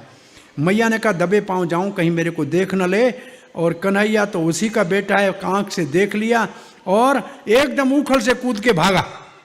आगे कन्हैया और पीछे मैया। कन्हैया बाहर निकल गया और मैया बाहर चली गई। सुबह का समय था, कोई था नहीं, और घर से बाहर चली गई। और मैया ने पीछे से जाके जब, और मैया के बालों के अंदर जो सुंदर मालती के फूल थे वो गिरने लगे। बोला ये वेद की ऋचाओं है, मालती के फूल कहते हैं तुम्हारे माथे के ऊपर रुकने के हम लायक नहीं हैं। जो भगवान के पीछे भागे उनके तो हम चरण चिन्हों के पीछे चलते हैं। वो बेचारे नीचे गिरने लगे। और सुखदेव महाराज कहते हैं योगी जिसको ध्यान में थोड़ी देर के लिए ध्यान में नहीं बिठा सकते हैं, ये गोपी साक्षात उसको पकड़ने के लिए जा रही है। और गोपी ने पीछे से पकड़ लिया। सुखदेव तो कृष्ण के पक्ष में थे, कहा ये गोपी का नितंब बहुत भारी है, स्तन भारी है, छाती कैसे पकड़ेगी बच्चे को। लेकिन गोपी ने पकड़ लिया और पकड़ के कन्हैया को कहा तुमने मटका फोड़ा। कन्हैया बोलता है पाँव की चांदी की कड़ी लगी हो गई, जल्दी में टूटा होगा, मुझे क्या पता। इतनी बड़ी चांदी की मोटी कड़ी पाँव में पड़ी है मैया। बंदरों को माखन कौन खिला रहा था? जिसने बंदर बनाए। तो बंदर है, बोला फिर मेरे को पकड़ा क्यों? छोड़ो, जंगल में जाने दो। आज तेरे को मैं दंडित करूंगी। गुराने लगी यशोदा कन्हैया कहे पहले ये लाठी फेंक, मैया लाठी फेंक, लाठी फेंक, बाद में बात कर। और दोनों आंखों से आंसू को, एक हाथ तो मैया ने पकड़ लिया, एक हाथ से आंसू को ऐसे बाहर निकाल रहा है, मुंह सारा आंसू से काला काला काजल बह के नीचे आया है। और कहता है लाठी फेंक। मैया अर्भक वत्सला, अरे बच्चा तो बाद में हुआ, पहले पड़ोसियों के बच्चों को भी प्रेम करती थी, वो कृष्ण को मारना नहीं चाहती थी, गुराना चाहती थी, थोड़ा सा भय दिलाना चाह रही थी। तो माता ने छड़ी को फेंक दिया और कहा कन्हैया आज तेरे को खेलने नहीं जाने दूंगी, आज तेरे को बांध दूंगी, तू इस खल का साथी है ना, उखल के साथ ही बांधूंगी, ये खल है और तुमने खल का संग किया है, आज इसके साथ तेरे को बांधूंगी। मैया ने अपने चोटी से रेशमी धागा निकाला, उखल में बांधा, कन्हैया की कमर में बांधा, धागा छोटा हो गया, दूसरा धागा उसमें जोड़ा। तब तक गोपियां चारों ओर से खड़ी हो गई, अरे एक और ले आओ, एक रस्सी आई, दो रस्सी, रस्सी के साथ रस्सी जोड़ी जा रही है, रस्सी छोटी नहीं हो रही है, कन्हैया की कमर मोटी नहीं हो रही है, काला धागा नजर के लिए लगाया था वो बंधा हुआ है। मैया को आश्चर्य लगा और गोपियां हंसती हुई कहते हैं अरे यशोदा इसके भाग्य में बंधन नहीं लिखे हैं, छोड़ दे, खुश हो जाओ। यशोदा कहते तेरे घर का मटका फोड़ता है तब शिकायत करती है, मेरे घर का फोड़ता है कहती है चुप हो जाओ, क्यों छोड़ दूं, मेरा बेटा है, आज बांधूंगी भले शाम हो जाए। कन्हैया ने पहली बार अपनी माँ की ओर देखा, माँ के परिश्रम को देखा, माँ को पसीना देखा, श्रृंगार समाप्त हो गया, माँ का श्रृंगार, फूल गिर गए, बाल बिखर गए। भगवान के हृदय में करुणा आ गई, कृपा का उदय हो गया। अभी तक भगवान की संकल्प शक्ति भगवान को बंधन में नहीं आने दे रही थी। अरे जो भगवान ये विश्व रूप के रूप में जिसके चारों ओर से रस्सी कहां से घुमाओगे, लेकिन यहां भगवान किससे बंधा, कृपा से बंधा। इसलिए कहते हैं 2 उंगल छोटी रस्सी इसलिए थी, 1 उंगल भक्त का साधन, परिश्रम हो, पसीना हो, श्रृंगार भूल जाए, समय का परवाह नहीं है, लेकिन भगवान को पाना है।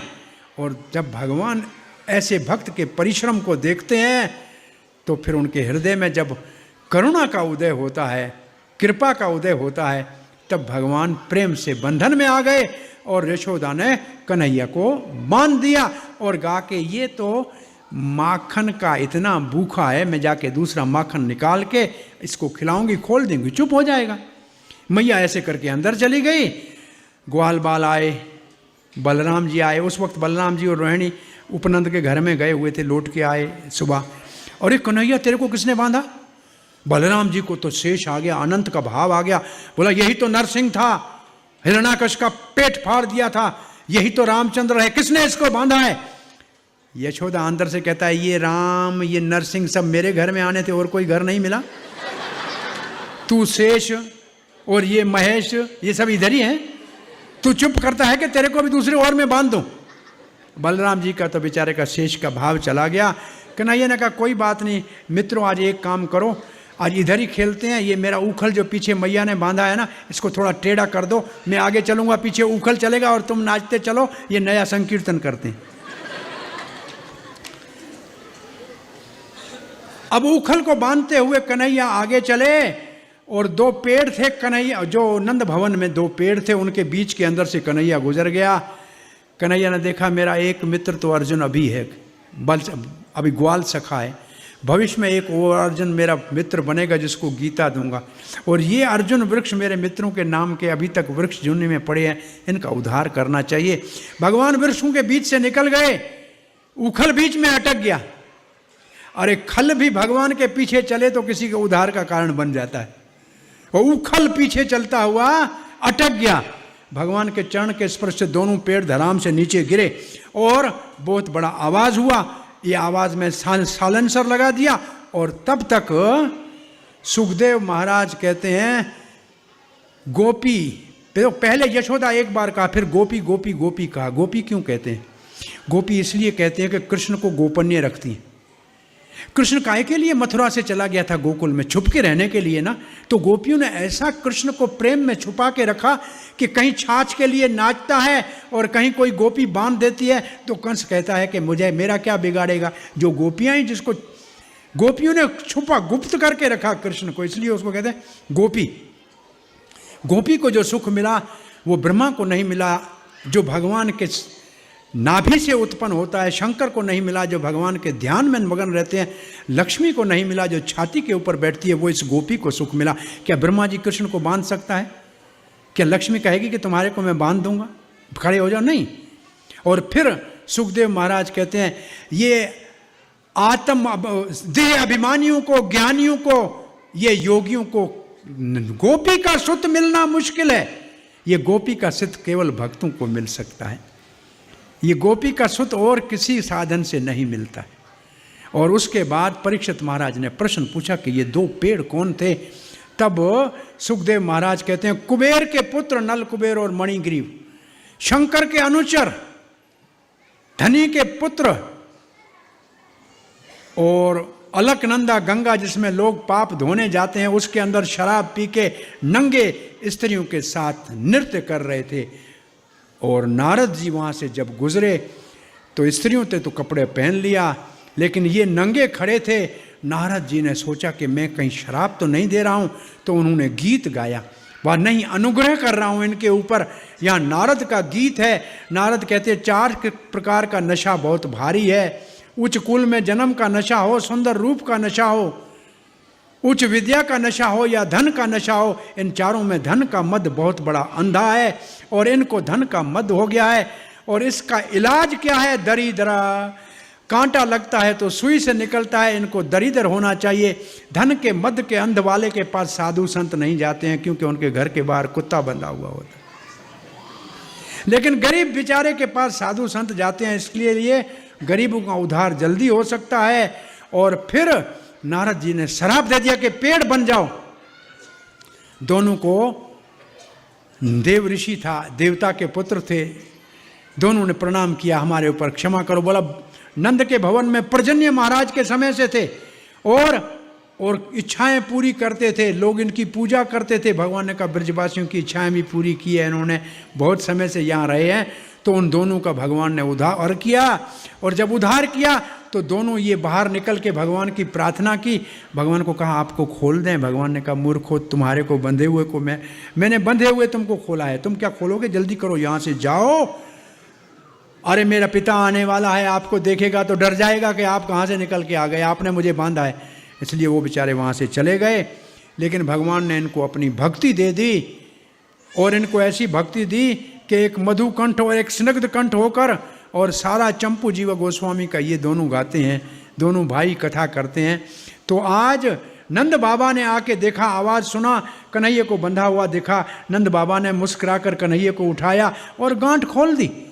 वात्सल्य रस की बंधी हुई गांठ से सखा रस से खोली नहीं जा सकती है, इसलिए सखा खोल नहीं पाए। और यशोदा ने, अब नंद बाबा ने उसको दूध पिलाया, मिश्री खिलाई, और कन्हैया गौशाला में सो गया। रोहिणी बुलाने आई, नहीं गया। बोला यशोदा याद कर रही है। नंद बाबा ने देखा कि इसके हृदय में यशोदा के प्रेम को जागृत करना चाहिए। नंद बाबा ने कंध उठा के कहा तुम्हारे को यशोदा ने बांधा था? तो यशोदा को दंडित, और इतना सुनते ही कन्हैया कूद के सीधा यशोदा की गोद में गया। मैया ने पकड़ के यशोदा को गले लगाया। यशोदा रोने लगी। कन्हैया कहता है सुबह मेरे को रुलाती है, शाम को स्वयं रोती है। और फिर पूरा परिवार बैठ के प्रसाद खाया। और यहाँ अब सब गोप इकट्ठे हो गए, बड़ी मीटिंग लगाई। कहा कि यहाँ देखो पूतना आई, सक्टासुर आया, तृणावर्त आया, अब ये 2 वृक्ष पड़े, हमारे लाला के ऊपर यहाँ संकट आ रहे हैं। कृष्ण का प्रेम इतना है। सारों ने कहा कि ये हम गोकुल को छोड़ देंगे, ये खेत खलियान छोड़ देंगे, ये घर छोड़ देंगे, बस अपनी गैया और बैलगाड़ियाँ लेके और यहाँ से जाते हैं। इसको कहते हैं कृष्ण। एक कृष्ण के प्रेम के कारण सब गोकुल को छोड़ने का निर्णय किया। ये मीटिंग हो रही थी, तब एक ग्वालन फल सर के ऊपर उठा के कहती है फल ले लो। भगवान कहता है फल मैं देने वाला हूँ, ये दूसरा कौन आ गया फल देने वाला? भाई फल दाता तो भगवान है। और फिर कहती है केला ले लो, गोपाल ले लो, गोविंद ले लो। भगवान का नाम इतना उसके मुख में था कि फल का नाम ही भूल गई। और ये ग्वालन नंद भवन के बाहर आई। कन्हैया अंदर बाहर आया। 3-4 महीने का कन्हैया। कहा मैया फल दे दे। बोला कुछ अनाज लेकर आ। कन्हैया मुड़ा, बोला वापस आएगा ना? बोला हाँ मैया आता हूँ, जाना मत। अंदर गया, कुछ चावल लिया और आया, कुछ उंगलियों से गिर गए। कहा मैया ये लो फल दो। मैया ने कहा ऐसे नहीं, पहले मेरे गोद में बैठ, मुझे कहो मैया। अच्छा इधर देखा उधर देखा, कोई देख नहीं है, कूद के गोद में गया, मैया ऐसे करके फिर कूद के नीचे उतरा, बोला फल दो। निषाद राज गुहा की मां जब रामचंद्र वनवास जा रहे थे लक्ष्मण के साथ, सीता के साथ, तो परिचय करा रहा था कि ये मेरी माता है। तो माता के मन में आया कि इसको गोद में बिठाती, ये कितना प्यारा है राम, लेकिन अभी तो 27 साल का है। मैं उसके मन में कृष्ण को गोद में बिठाने का भाव था। वो आज ग्वालिन बन के आई है और कृष्ण को गोद में बिठाया, और वो टोकरे अभी बैठी हुई है, और गोपियों ने देखा इतना सारा फल किसने दिया कन्हैया? बोला मैया वो मालन ने दिया। फल सबको बांट दिया। गोपियां बाहर जाती हैं तो अभी ग्वालन ऐसे देख रही है, बोला कन्हैया सो गया मैया। ग्वालन अपना टोकरा उठा के जा रही है छाबड़े को। जमुना किनारे पहुंची तो टोकरा भारी लगा, नीचे उतारे देखा तो अंदर सोना चाहते ही हीरा मोती पड़ा है। अरे कन्हैया मेरे को छल दिया, फल के बदले में ये हीरा मोती दे दिया। अरे संसार का लोग होता तो बड़ा खुश हो जाता, भगवान संसारियों को ऐसे देते हैं। मैया ने सारा टोकरा जमुना में डाल दिया। बोला कन्हैया तेरे गोकुल की गलियों में मैं तो गोपाल जय जय गोविंद जय जय, गोपाल जय जय गोविंद जय जय, राधा रमण हरि गोविंद जय, मैं तो ऐसे गाऊंगी। और इसके बाद बैलगाड़ियों के ऊपर चढ़ के सारे नौजवान आगे चले। बैलगाड़ियों के अंदर कृष्ण बलराम को रोहिणी और यशोदा ने उठाया, और अब छोड़ के गोकुल को जमुना पार करने से पहले अर्धचंद्र में खड़ा कर दिया। बैलगाड़ियों को रुक गए। अब कृष्ण बलराम पूछते हैं मैया ये पेड़ की दाढ़ी कहाँ से आ गई? वो पक्षी कौन सा है? मोर है। वो कौन है? ढेल है, वो उसकी पत्नी है। वो कौन है? बैल है। वो कौन है? गाय उसकी पत्नी है। हाँ अच्छा मैया वो क्या है? हिरण है। वो कौन है? इसकी पत्नी। कन्हैया जोर जोर से रोने लगा। आप गाड़ियां बन खड़ी कर दी। अरे क्यों रो रहे हो? गोपियां खड़ी। कन्हैया रो क्यों रहे? बोला मोर की पत्नी मोरनी, हिरण की पत्नी हिरणी, बैल की पत्नी गाय, मेरी पत्नी कहां? अब गोपियां हंसने लगी कि इसको क्या हो गया। वो जो बूढ़ी गोपी जो नंद उत्सव में आई थी, मुंह में जो मक्खन गया था, उसके मन में आ रहा था ये यशोदा की गोद में बैठा है, मैं पता नहीं कितने दिन जीऊंगी, मेरी गोद में कन्हैया कब बैठेगा। तो कन्हैया ने कहा कि मेरी पत्नी कहाँ? तो गोपियां हंसते कहते तुमको जिसको चाहिए उसकी गोद में बैठो, तेरी पत्नी है। कन्हैया घूमते घूमते उस बुढ़िया की गोद में बैठ गया। अब सब गोपियां कहती है कन्हैया तुमने इसमें क्या देखा कि इसको तुमने चुना? बोला न दांत इसके न दांत मेरे, हम दोनों बराबर। हरे कृष्णा। अब यहाँ से छत्तीग्रह आए, जहाँ वृंदावन में हम जाते हैं अपने हरे कृष्णा मंदिर, छत्तीग्रह में आए। यहाँ छकड़ों को खड़ा कर दिया और यहाँ कृष्ण 4 साल के हुए, बछड़े चराने शुरू किया, वत्सासुर का वध किया, बक्कासुर का वध किया, और उसके बाद अघासुर का वध कल करेंगे। हरे कृष्णा। धन्यवाद।